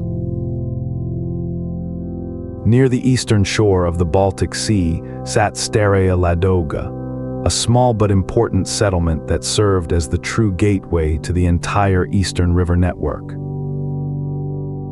Norse traders arriving from across the Baltic would stop here first, exchanging ocean-going ships for smaller river craft better suited to the calmer, narrower waters ahead. Archaeological work at Ladoga has uncovered a genuinely mixed community, with Norse settlers living alongside local Slavic and Finnic peoples, trading goods, sharing skills, and gradually blending customs in ways that shaped the wider region for centuries afterward. Craftsmen here worked wood, metal, and amber, while merchants organized the goods and boats needed for the long journey still ahead. Rather than a simple stopover, Ladoga functioned as a genuine hub of its own, busy with the practical work of preparing for river travel. It is worth picturing this place calmly tonight, a modest riverside settlement, humming quietly with boat repairs, trade negotiations, and the easy mixing of different languages and customs, all preparing patiently for the long, winding journey still waiting further south. Further along the river network sat Novgorod, which grew over time into one of the most important trading cities in the entire Norse Eastern world, eventually developing into a major center of political and economic life in its own right. Positioned along key river routes, Novgorod became a natural meeting point for Norse traders, local Slavic communities, and goods arriving from many directions at once. The city grew wealthy on trade in furs, wax, honey, amber, and walrus ivory, developing its own distinct culture that blended Norse and local Slavic elements into something new entirely. Wooden walkways, uncovered remarkably well preserved in the region's damp soil, allowed archaeologists to date the city's growth with real precision, layer by layer, street by street. Novgorod's importance long outlasted the Viking Age itself, continuing as a major city for centuries afterward. It stands today as one of the clearest examples of how thoroughly Norse traders wove themselves into the fabric of early Eastern European history, settling in rather than merely passing through. Traveling the eastern rivers required a particular kind of patience and physical effort that ocean sailing rarely demanded. Portage, the practice of hauling boats overland between one river system and the next. Where two rivers came close together but did not quite connect, traders would unload their cargo and sometimes drag or carry the boat itself across a stretch of land before relaunching on the next waterway. Smaller, lighter Norse river boats were particularly well suited to this demanding work, built specifically to be manageable by a modest crew even when temporarily out of the water entirely. This process could take days at difficult crossings, with goods carried carefully in stages while the boat itself was rolled over logs or simply carried on strong shoulders. Local guides and knowledge, often gained through partnership with nearby communities, proved essential for finding the easiest crossing points along an unfamiliar route. It is a striking image to consider. A wooden boat built for water, temporarily walking across dry land on the backs and shoulders of a determined, practical crew, patiently continuing their long journey south. Among the most significant rivers on this eastern route was the Dnieper, which carried traders south through what is now Ukraine toward the Black Sea and, eventually, Byzantium itself. The river's journey was not always gentle. A series of dangerous rapids, particularly near the modern city of Zaporizhia, forced traders to unload their cargo and, in some stretches, carry both goods and boats along the riverbank to bypass the roughest water safely. This dangerous stretch was well known enough that a Byzantine emperor writing about Norse traders specifically described these rapids by name, along with the careful precautions traders took to pass them safely. Beyond the rapids, though, the Dnieper opened into calmer, broader water, carrying traders steadily onward through increasingly warm and unfamiliar country, past a mix of local settlements and open grassland quite different from anything in Scandinavia. Reaching the river's mouth at the Black Sea must have felt like a genuine milestone after so much careful, patient travel. Calm water opening wide at last after so many careful miles of rapids and portage. At the end of this long eastern journey waited a city so large and so wealthy that Norse travelers gave it a name of pure, simple awe. Miklagard, the great city, known to most of the world as Constantinople. Nothing in Scandinavia could have prepared a Norse trader for its scale, with towering walls, enormous churches, and markets overflowing with silk, spices, and goods gathered from across 3 continents. Some Norse travelers did far more than trade there. A number of skilled Norse sailors served honorably in the Byzantine emperor's personal guard, an elite unit known as the Varangian Guard, prized specifically for their loyalty and reliability far from home politics. Serving in Miklagard was considered a genuine mark of prestige, and returning home with tales, wealth, and southern goods from the great city brought real status to a Norse family. Runic graffiti, believed to have been carved by Norse visitors, has even been found scratched quietly into stone within the city itself. It is a wonderful image. Northern travelers standing beneath golden domes, absolutely amazed in a city larger than anything their own world had shown them before. Silver was, in many ways, the true prize drawing Norse traders so far east, and it returned with them in genuinely enormous quantities. Merchants in the east dealt heavily in silver coins called dirhams, minted originally in distant Islamic territories, which flowed steadily northward through trade along the river routes. Archaeologists have uncovered massive hoards of these coins buried across Scandinavia, particularly on the island of Gotland, where single discoveries have included many thousands of individual coins hidden carefully together, likely buried for safekeeping and never reclaimed by their original owner. Since these coins came from many different regions with varying purity, Norse traders commonly carried small folding scales and a set of tiny weights, carefully weighing silver by actual metal content rather than trusting face value alone. This practical, careful approach to trade tells us a great deal about Norse merchants, cautious, detail-oriented, and thoroughly practiced in the realities of long-distance commerce. It is a peaceful image to hold onto. A small set of scales, balanced carefully by lamplight, silver coins gleaming softly as a careful trader checks each one with patient hands.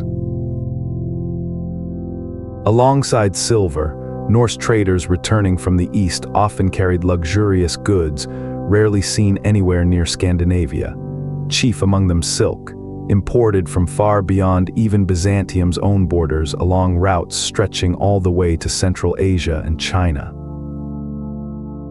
Fragments of silk have been discovered in Norse graves, sometimes cut into small strips and sewn decoratively onto more ordinary woolen clothing, suggesting it was treated as a precious, carefully rationed material rather than something used freely. Spices, fine glassware, and delicately worked jewelry also made their way north along these same routes, alongside more practical imports like fine ceramics.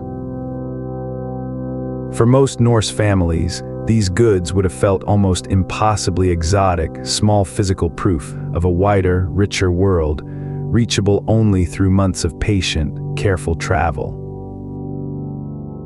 Owning even a small scrap of silk marked a family as connected, worldly, and prosperous. It is a gentle thing to imagine before sleep. A single, carefully kept strip of shimmering silk, sewn neatly onto a plain woolen sleeve, carried proudly through countless ordinary days by someone who once traveled remarkably far to bring a piece of it home. Glass beads traveled the eastern trade routes in enormous numbers, arriving in Scandinavia in a dazzling range of colors, shapes, and patterns crafted by skilled glassworkers from distant workshops.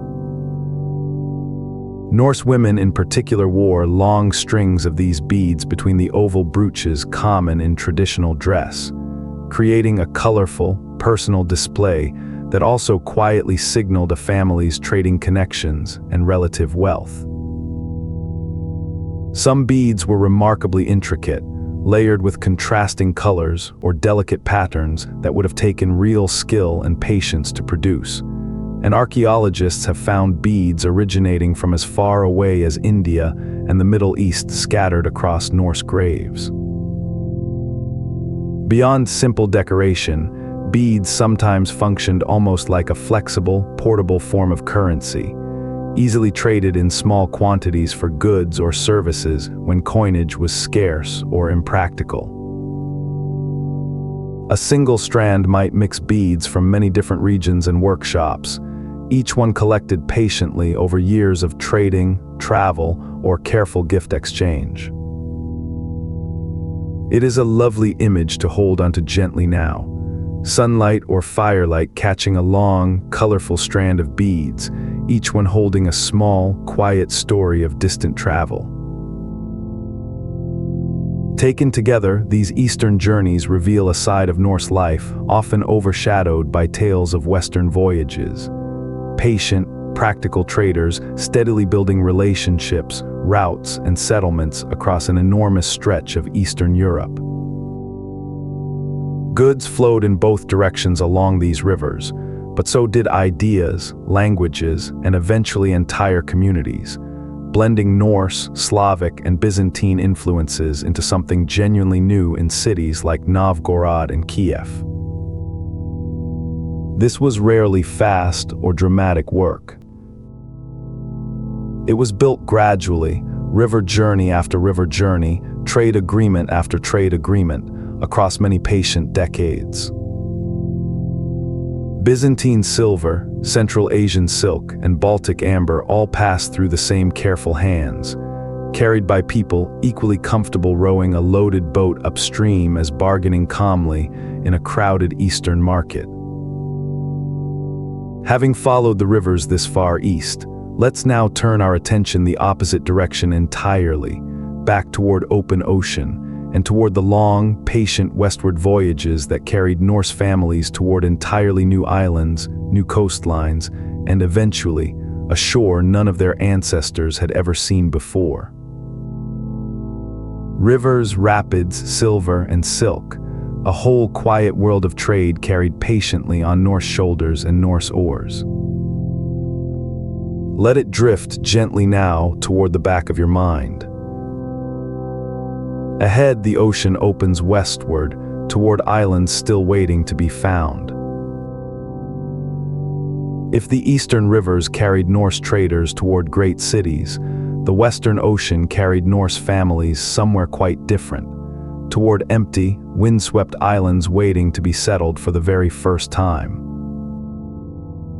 Let's follow that journey now, out across open water, toward Iceland, Greenland, and finally, briefly, toward a green shore far across the sea that predates any other European visit by centuries.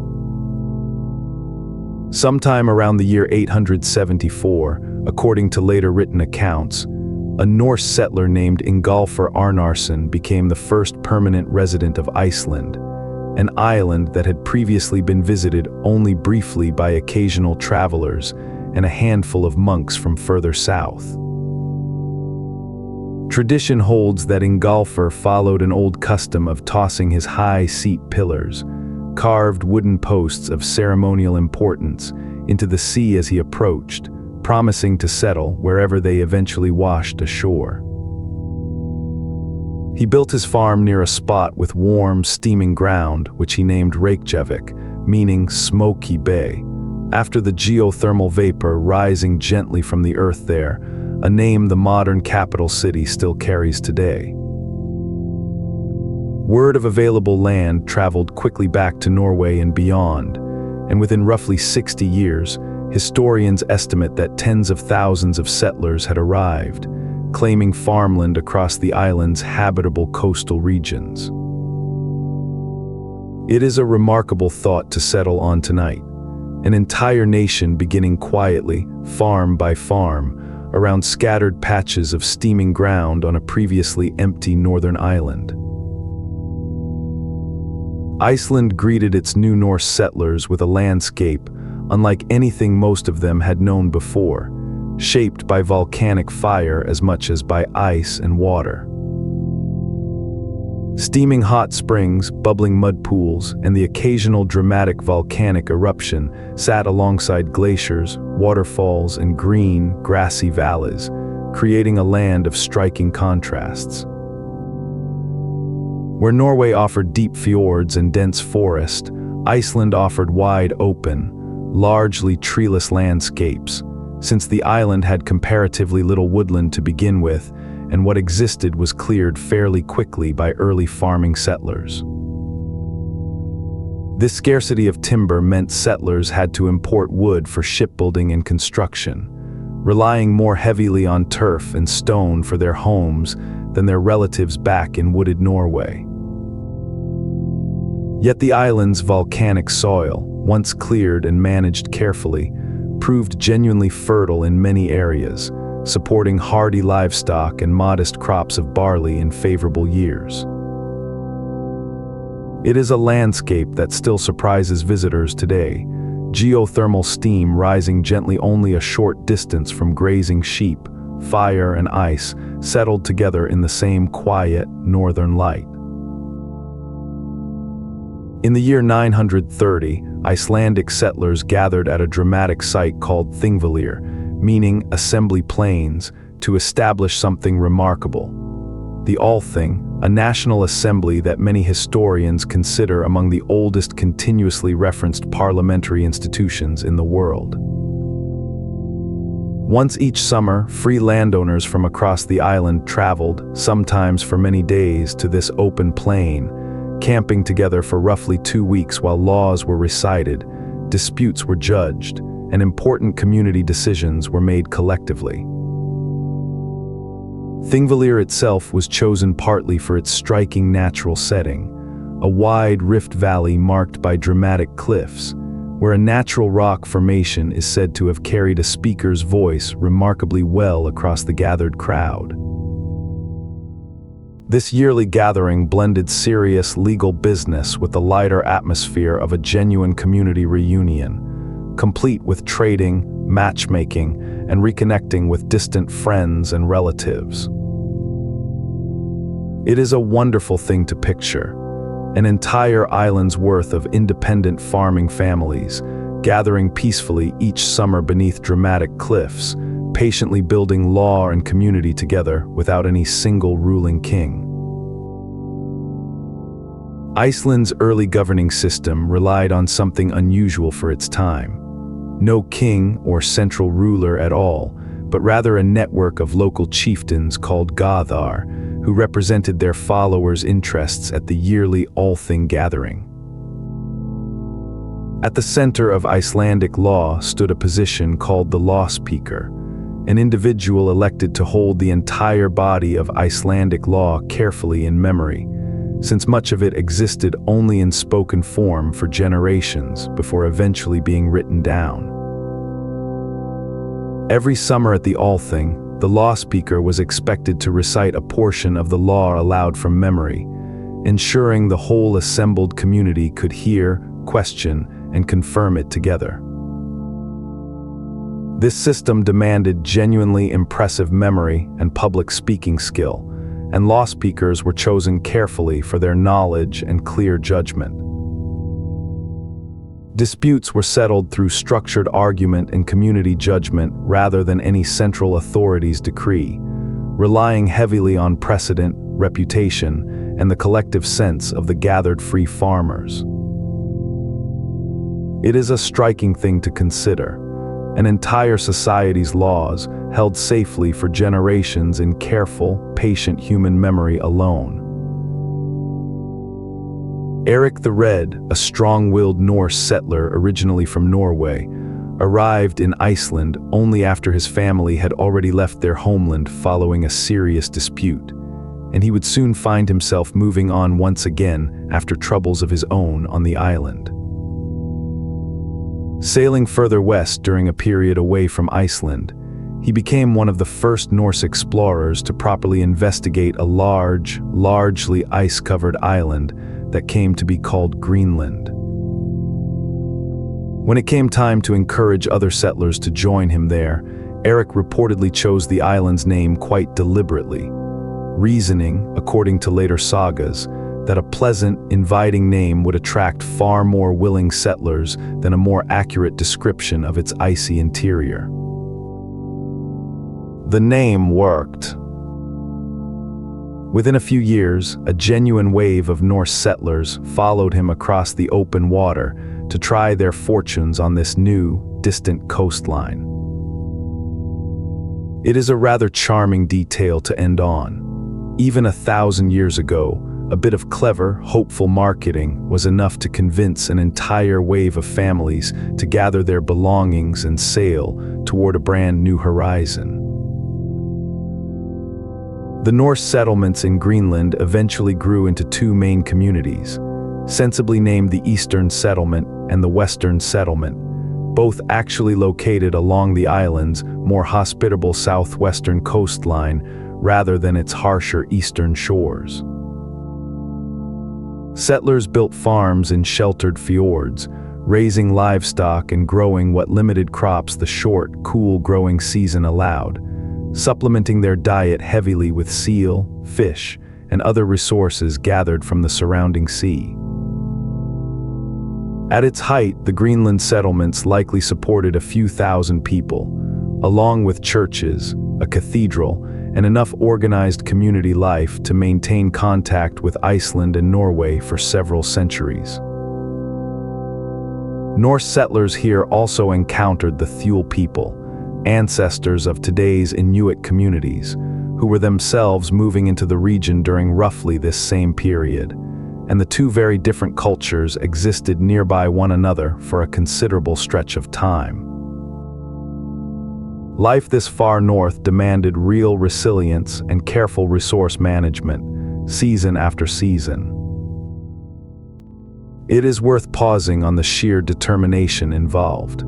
Families building a genuine, lasting home along the very edge of what a farming way of life could reasonably support. Leif Erikson, son of Eric the Red, is remembered today as the Norse explorer most closely associated with reaching North America, sailing west from Greenland in a journey later described in Icelandic sagas. According to these accounts, Leif purchased a ship from a fellow Norse traveler who had previously glimpsed unfamiliar land while blown off course, and set out deliberately to investigate it further himself. He and his crew found and briefly explored a new coastline they called Vinland, a name most commonly explained as referring to wild grapes or berries the crew reportedly found growing there, a genuine novelty for travelers from far more northern latitudes.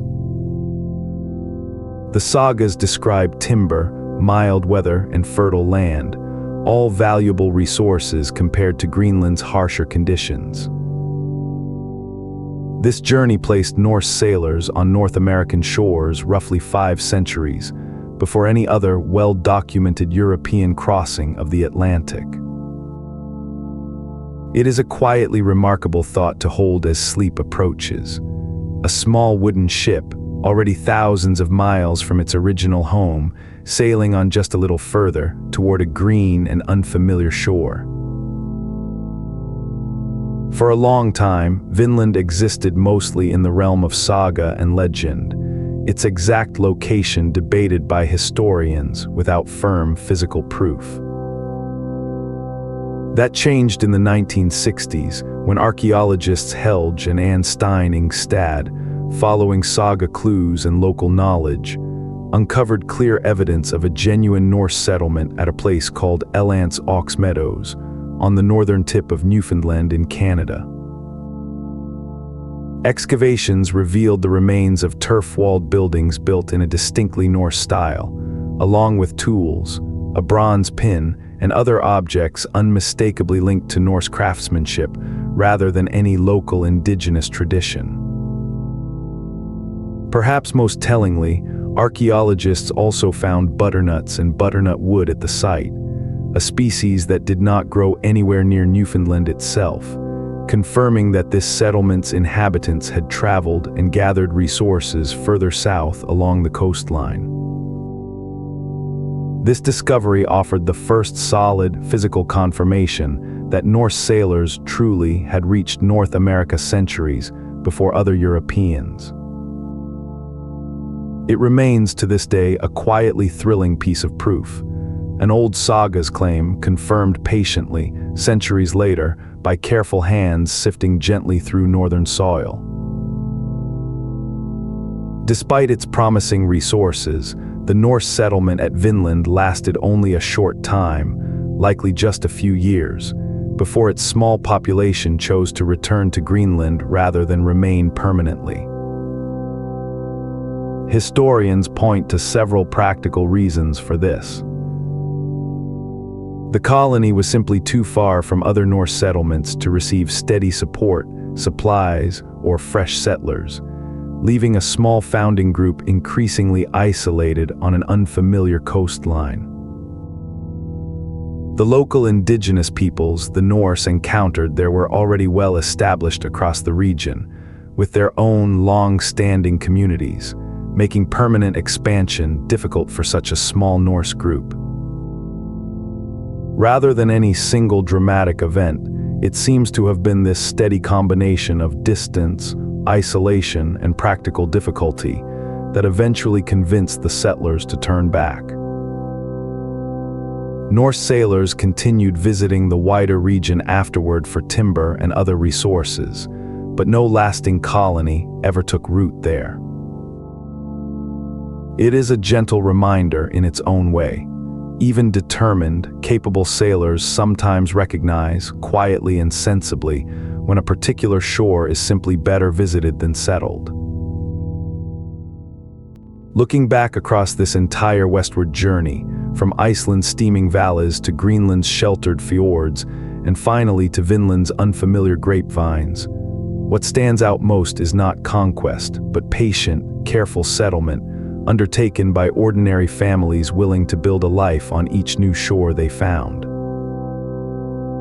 These were farmers and fishers first, carrying livestock, seed grain, and household tools across genuinely dangerous open ocean, hoping simply for enough good land to raise their families safely.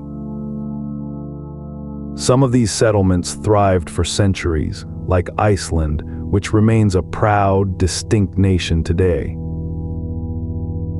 Others, like the Greenland colonies, eventually faded as conditions changed, while Vinland itself was gently set aside after only a few short years. Together, they tell a remarkably human story of hope, resilience, and quiet practical courage, carried steadily westward across some of the coldest, most unpredictable water in the world. With that thought settled gently in mind, let's turn homeward now, back to Scandinavia itself, toward the quieter crafts, textiles, and everyday beauty that filled a Norse household between one voyage and the next. From Iceland's warm ground to a green, distant shore, this was a story of patient hope carried steadily across cold water. Let it settle now, calm and complete. We return home next to gentler work waiting by the fire. Not every remarkable part of Norse life involved ships, gods, or distant shores.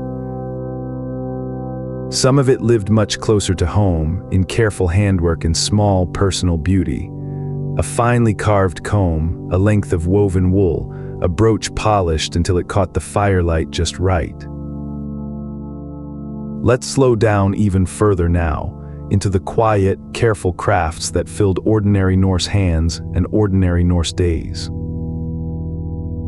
Norse craftsmanship extended into nearly every material available in the northern world, shaped patiently by skilled hands into objects that were as attractive as they were useful.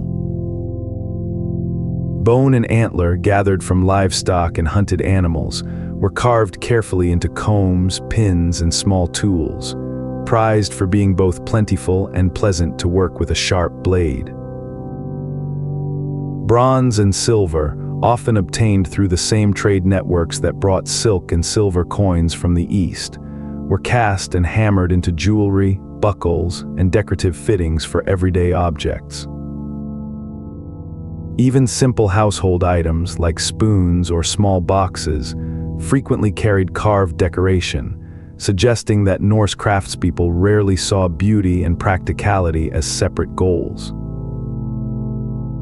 A skilled carver or metalworker held real, respected status within a community, their finished pieces traded, gifted, and treasured across considerable distances.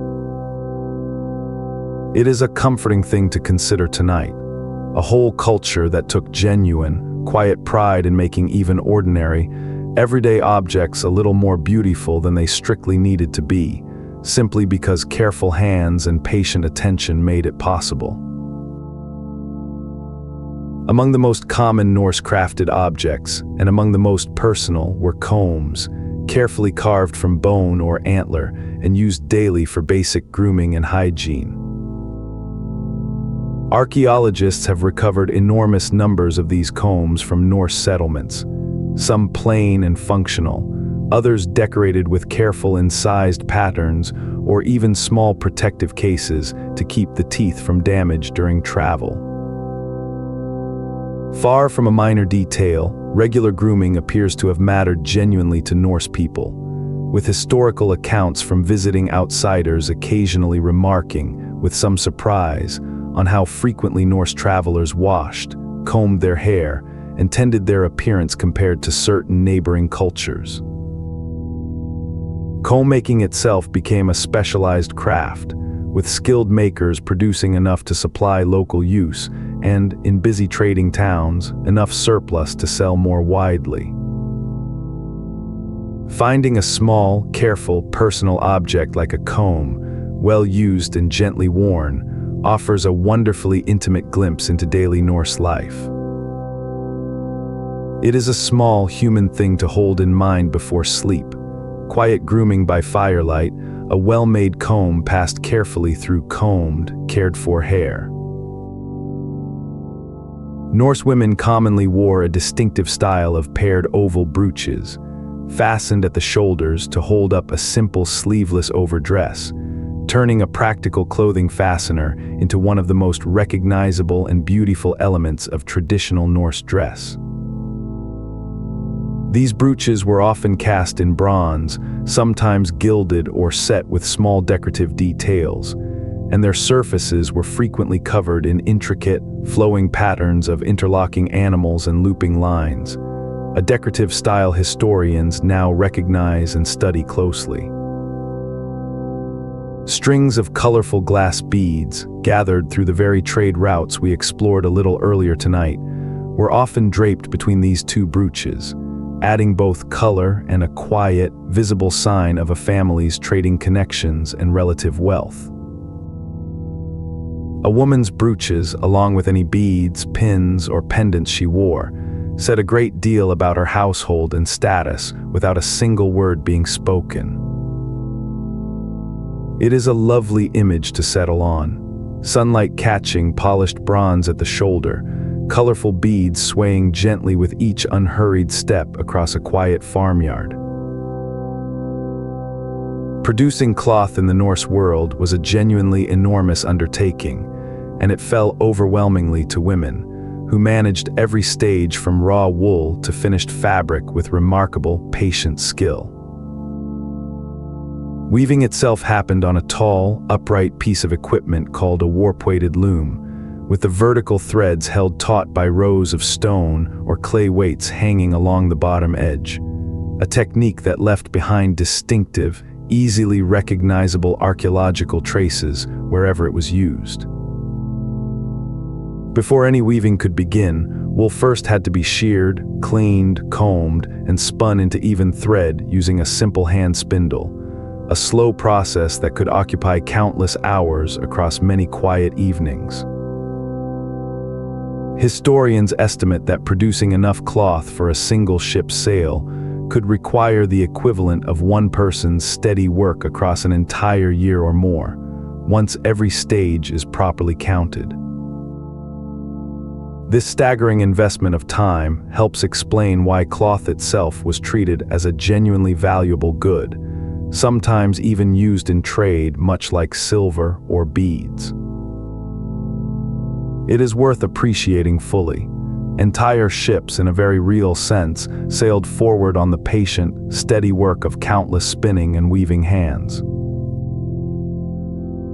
We met Norse sails earlier tonight from a shipbuilding perspective, but they deserve another gentle look now, purely as a triumph of textile skill.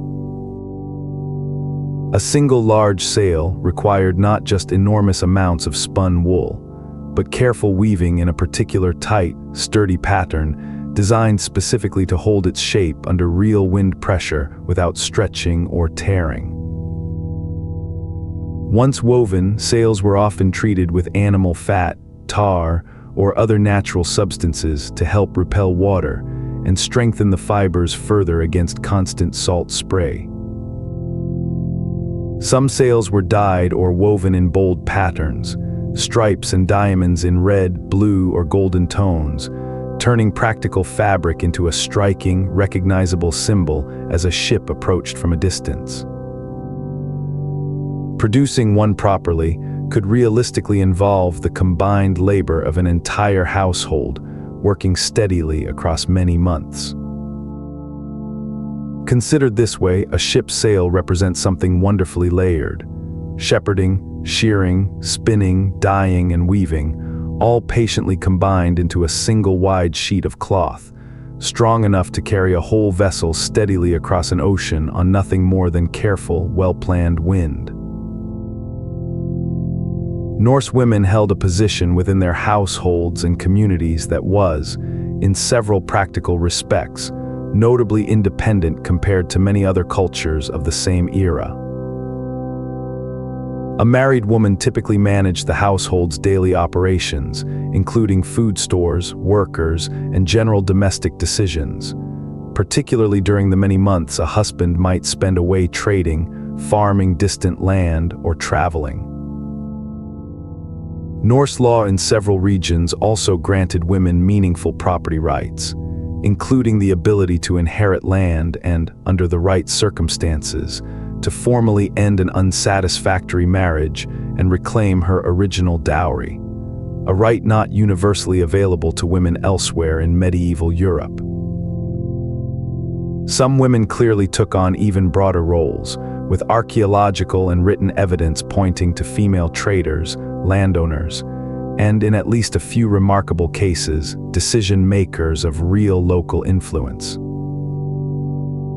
None of this means daily life was easy or equal in every sense we might expect today, but it does suggest a society where a capable, respected woman held genuine, recognized authority within her own home and community. It is worth appreciating quietly. Strength and steady competence honored calmly without needing to be loud about it. One small object captures the authority of a Norse housewife particularly well. The household key, often carried visibly at her waist, sometimes attached to her clothing with its own decorative chain or fitting. This key represented far more than simple household security. It symbolized control over the family's stored food, valuables, and general domestic order, marking its wearer clearly as the person responsible for managing the practical heart of the home. Keys appear frequently in Norse graves belonging to women, sometimes placed deliberately even when no matching lock has been found nearby, suggesting the key itself carried real symbolic weight beyond its everyday practical use. Losing or surrendering this key, according to later written sources, marked a meaningful shift in a household's authority, underlining just how closely it was tied to a woman's recognized status and responsibility. It is a small, quiet detail, but a telling one. An entire household's trust and order, represented gently by a single carefully kept key, carried close at hand through every ordinary day, a small steady weight of quiet, respected responsibility. Now for one of the most persistent misunderstandings about Norse appearance, gently corrected: horned helmets.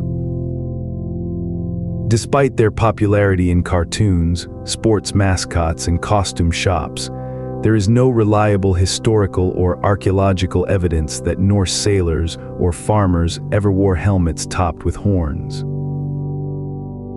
Actual Norse helmets that have survived, including a well-preserved example found at G. Germanbu in Norway, show simple, practical rounded designs built for protection, with no horns anywhere in sight, since a horn would have offered a dangerously easy handhold in any close encounter and served no protective purpose whatsoever. This popular image actually traces back to 19th century costume design, particularly elaborate horned helmets created for a series of German operas, which then spread widely through later illustrations, films, and popular imagination until they felt like established historical fact. The real Norse approach to headwear was far more sensible. Practical metal or leather caps, sometimes with a simple nose guard, designed purely for safety rather than dramatic appearance. It is a gentle, satisfying little correction to settle on. The true history, quieter and more practical than the legend, is arguably even more impressive for being real. Color played a genuinely important role in Norse clothing and decoration, achieved entirely through natural dyes gathered from local plants, lichens, and occasionally imported materials traded from further afield. Common local dye sources included woad for rich blues, various plants and roots for warm yellows and soft browns, and certain lichens that produced surprisingly vivid reds and purples when processed carefully over time. Producing a strong, even color required real skill and patience, since natural dyes could behave unpredictably depending on the wool's preparation, the water used, and how carefully a dye bath was managed and maintained. Brighter, more difficult colors, particularly certain vivid reds, were considered genuinely valuable, and wearing clothing dyed in these richer tones often signaled a family's relative wealth and access to trade. Excavated textile fragments, though faded considerably after many centuries underground, still occasionally retain enough trace pigment for modern researchers to identify their original vivid colors. It is a lovely thing to imagine, a Norse gathering full of color after all, rich blues and warm reds glowing softly in firelight rather than the plain, drab browns popular imagination often assumes. Taken together, these careful crafts, from combs and brooches to woven wool and natural dyes, reveal a side of Norse life easy to overlook amid tales of ships and distant voyages. A genuine, everyday appreciation for beauty, made patiently by skilled and respected hands. Every item mattered on its own for practical reasons, yet each one was also, quite clearly, made with real care for how it looked and felt, not merely how it functioned. This attention to craft and appearance filled ordinary days with a kind of quiet dignity, whether in a finely combed head of hair, a polished bronze brooch catching the light, or a length of cloth dyed carefully in warm, rich color. It is a gentle, comforting note to carry as our journey nears its final chapter. Even in a demanding world shaped by harsh winters and long voyages, the Norse still made steady, patient room for beauty in their everyday lives. Let's turn now gently toward the final chapter of tonight's journey, as this remarkable age slowly, peacefully draws to its own quiet close. Combs, bright cloth, and a key carried quietly at the waist, small, steady beauty woven through ordinary days. Let that same quiet settle over you now. One chapter remains soft and slow as this long age gently comes to rest. Every age, however remarkable, eventually settles gently into the next, and the world of the Norse was no different. Across 2 or 3 centuries, quietly and gradually rather than all at once, the culture we have spent tonight exploring began to change, blending slowly into the wider medieval world around it. Let's close our journey now the way any long, good evening should close. Slowly, gently, watching the light fade a little further with each passing page. Historians generally consider the Viking Age to span roughly 3 centuries, from around the late 1700s through the 11th century, though of course no single sunrise ever announced its beginning or its end. Most place a convenient closing marker somewhere around the year 1066, a period when political changes across Scandinavia, England, and the wider region had shifted enough that the old patterns of the earlier centuries no longer quite applied. Like most historical boundaries, this one is really just a useful marker for our own understanding, rather than something the Norse themselves would have recognized or announced. Life did not stop or transform overnight. Farms continued, ships still sailed, and families still gathered by their hearths much as they always had.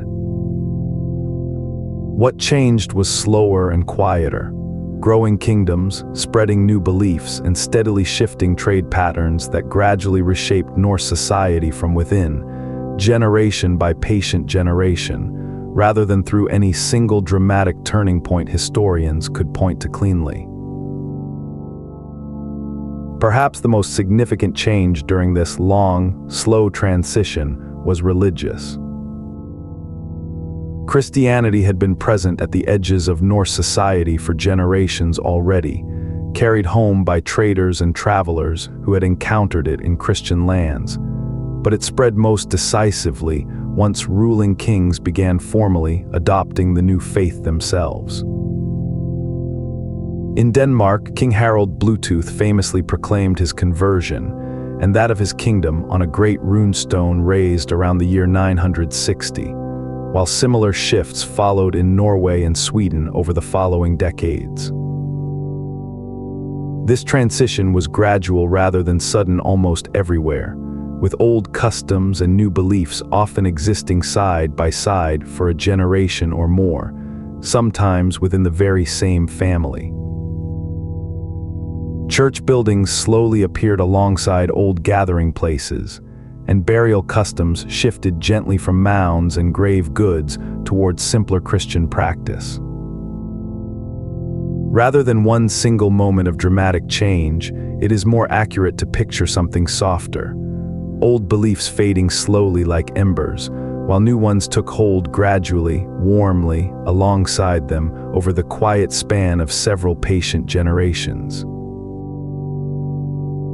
Alongside religious change came political consolidation, as the many small, independent chiefdoms that once dotted Scandinavia gradually merged into the larger, more centralized kingdoms of Norway, Denmark, and Sweden that still exist today.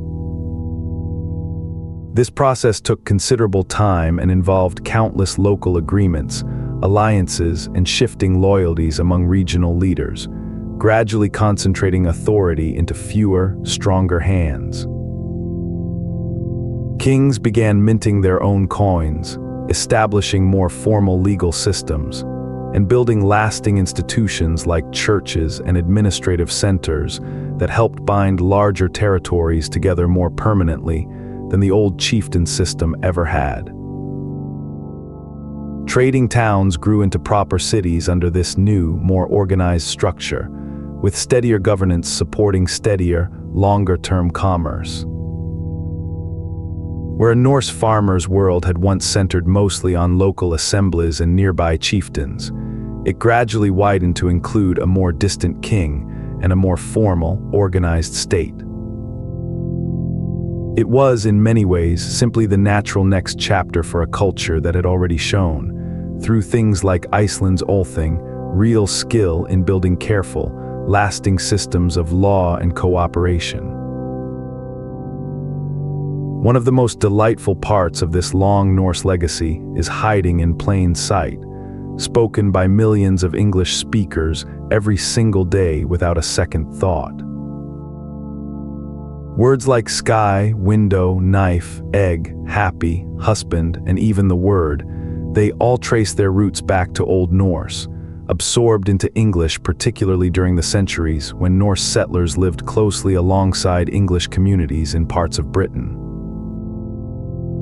Entire regions of England still carry place names built from Norse words, particularly endings like by, meaning farm or settlement, found in towns like Whitby and Derby, or Thorpe, meaning a smaller satellite settlement. Even everyday English grammar shows subtle Norse influence in certain sentence patterns. Linguists have spent careful decades tracing these threads, and new small discoveries still surface occasionally even now. It is a wonderfully quiet, comforting kind of legacy, tucked gently into ordinary speech rather than displayed in any monument.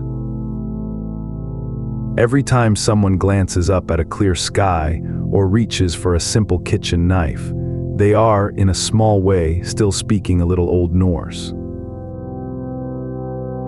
Even the names of our days carry a quiet echo of this Old Norse and wider Germanic world, gently woven into the modern calendar.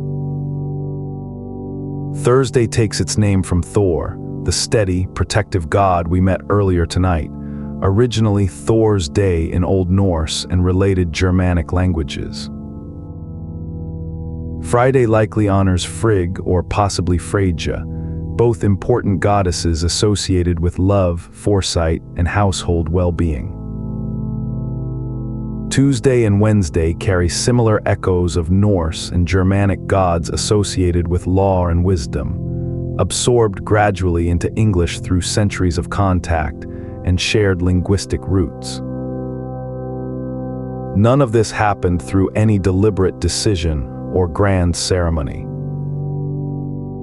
It settled in slowly, the way so much of this legacy did, through ordinary daily use repeated across countless unremarkable days until it simply became permanent, unnoticed background. It is a gentle thing to consider as our own night continues quietly onward. Some small part of these old gods still rides along invisibly with us, tucked quietly into the very names we give to the ordinary days of an ordinary week. Nowhere does Norse heritage feel more directly present today than in Iceland, where modern Icelandic remains remarkably close to the Old Norse spoken by the island's earliest settlers more than 1,000 years ago. A well-educated Icelandic reader today can still work through the old sagas in something close to their original language, a genuinely rare linguistic connection across so many centuries. This close relationship exists partly because of Iceland's relative isolation, which slowed the kind of rapid language change more connected regions typically experience, and partly because of a long-standing cultural commitment to preserving the old language carefully and deliberately. The Faroe Islands, too, maintain a closely related language and strong cultural memory of their Norse settlement. Traditional Icelandic naming customs, careful genealogical record-keeping, and continued respect for saga literature all reflect a living, ongoing relationship with this old heritage, rather than something distant or purely historical. It is a comforting thought to hold gently tonight. Somewhere out there, right now, this very evening, someone is quietly reading these same old stories in very nearly the same old words. Modern genetic research has added an unexpectedly personal layer to our understanding of Norse history, tracing subtle but clear signs of Norse ancestry across a surprisingly wide stretch of the world. Studies of DNA in parts of the British Isles, particularly in northern England, Scotland, and Ireland, show meaningful traces of Norse heritage passed down through many generations of intermarriage and settlement following the Viking Age. Similar patterns appear in coastal regions of northern France, since the very name Normandy comes from Northmen, and to a lesser degree scattered eastward through parts of the old river trade routes we explored earlier tonight. None of this shows up as some dramatic, singular marker, but rather as a gentle, diffuse thread woven quietly through millions of ordinary family trees, most of them entirely unaware of this small inherited connection. It is a rather lovely thought to drift on tonight. Countless people around the world today going about entirely ordinary lives, unknowingly carrying a small, quiet echo of these old northern travelers within them, passed down gently across 1,000 quiet years. Interest in Norse history faded for several centuries before experiencing a genuine, enthusiastic revival, particularly during the 1800s, when scholars, artists, and translators across Europe rediscovered the old sagas and eddas with real fascination. This renewed interest led directly to careful archaeological work, including the excavations at Oseberg and Gokstad we visited earlier tonight, along with new museums built specifically to preserve and display these remarkable discoveries for the public.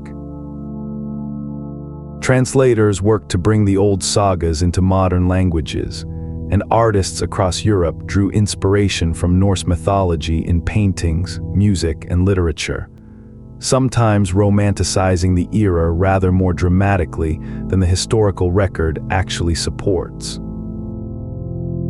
Serious historians and archaeologists have worked steadily ever since to separate careful fact from this later romantic imagination, building the more balanced, grounded understanding we have relied on throughout tonight's journey. It is worth appreciating this patient, careful rediscovery. Generations of careful scholars, quietly sifting through old texts and old soil alike, slowly returning this remarkable history to us in a form we can trust and enjoy tonight, calmly and accurately. Today, this old Norse world continues to hold gentle, steady fascination for millions of people, expressed in ways that would likely surprise the original saga's quiet authors. Museums across Scandinavia and beyond carefully preserve ships, jewelry, and everyday objects much like the ones we have wandered through tonight, drawing thoughtful visitors eager to stand quietly before a 1,000-year-old hull or a carefully carved comb. Modern reenactment communities study old techniques carefully, from shipbuilding to weaving, testing old methods firsthand to better understand how these things were actually made and used. Iceland's sagas remain genuinely popular reading, still recommended and discussed enthusiastically by readers who find their plain, direct storytelling remarkably fresh even after so many centuries. Documentaries, careful historical books, and thoughtful research continue steadily, refining our understanding a little further with each passing year. Rather than fading into forgotten history, this old northern world seems instead to have settled comfortably into ongoing, patient memory. Still visited, still studied, still quietly admired, much like an old, well-loved story returned to again and again, precisely because it never quite stops rewarding a slow, careful, attentive look. And so our long night's journey through the age of the Vikings comes gently to its close, having traveled from windswept fjords and carefully built ships, across open ocean and quiet rivers alike, through firelit longhouses, old gods and careful, patient crafts, all the way to this final, settled evening 1,000 years later. What remains most clearly, looking back over everything we have wandered through tonight, is not distance or difference, but a quiet, familiar humanity. People who built homes, raised children, told stories, honored their dead, and reached patiently toward whatever lay just beyond the horizon, much as people everywhere have always done. The ships have long since returned to the earth or rest quietly now in careful museums. The longhouses have settled back into green hillsides, and the old gods have drifted gently into story and memory alone. Yet something steady and warm remains, carried forward in language, in memory, and in nights exactly like this one, spent quietly imagining a distant, patient world by firelight. Let your own thoughts settle now, the way that old northern sea finally always settled toward evening. Sleep now. Good night. Thank you for spending these quiet hours with us here at the Sleepy Universe, drifting north through fjords and firelight, ships and sagas, all the way to this soft, settled ending. If your eyes are already closed, rest easy. There is nothing more you need to do tonight. Wherever you find yourself now, know that this same gentle sky, the same patient stars, and the same quiet sea are still turning steadily above you, exactly as they always have. We will be here again tomorrow night, with another slow, quiet journey waiting to carry you gently towards sleep. Until then, rest well, breathe slowly, and good night.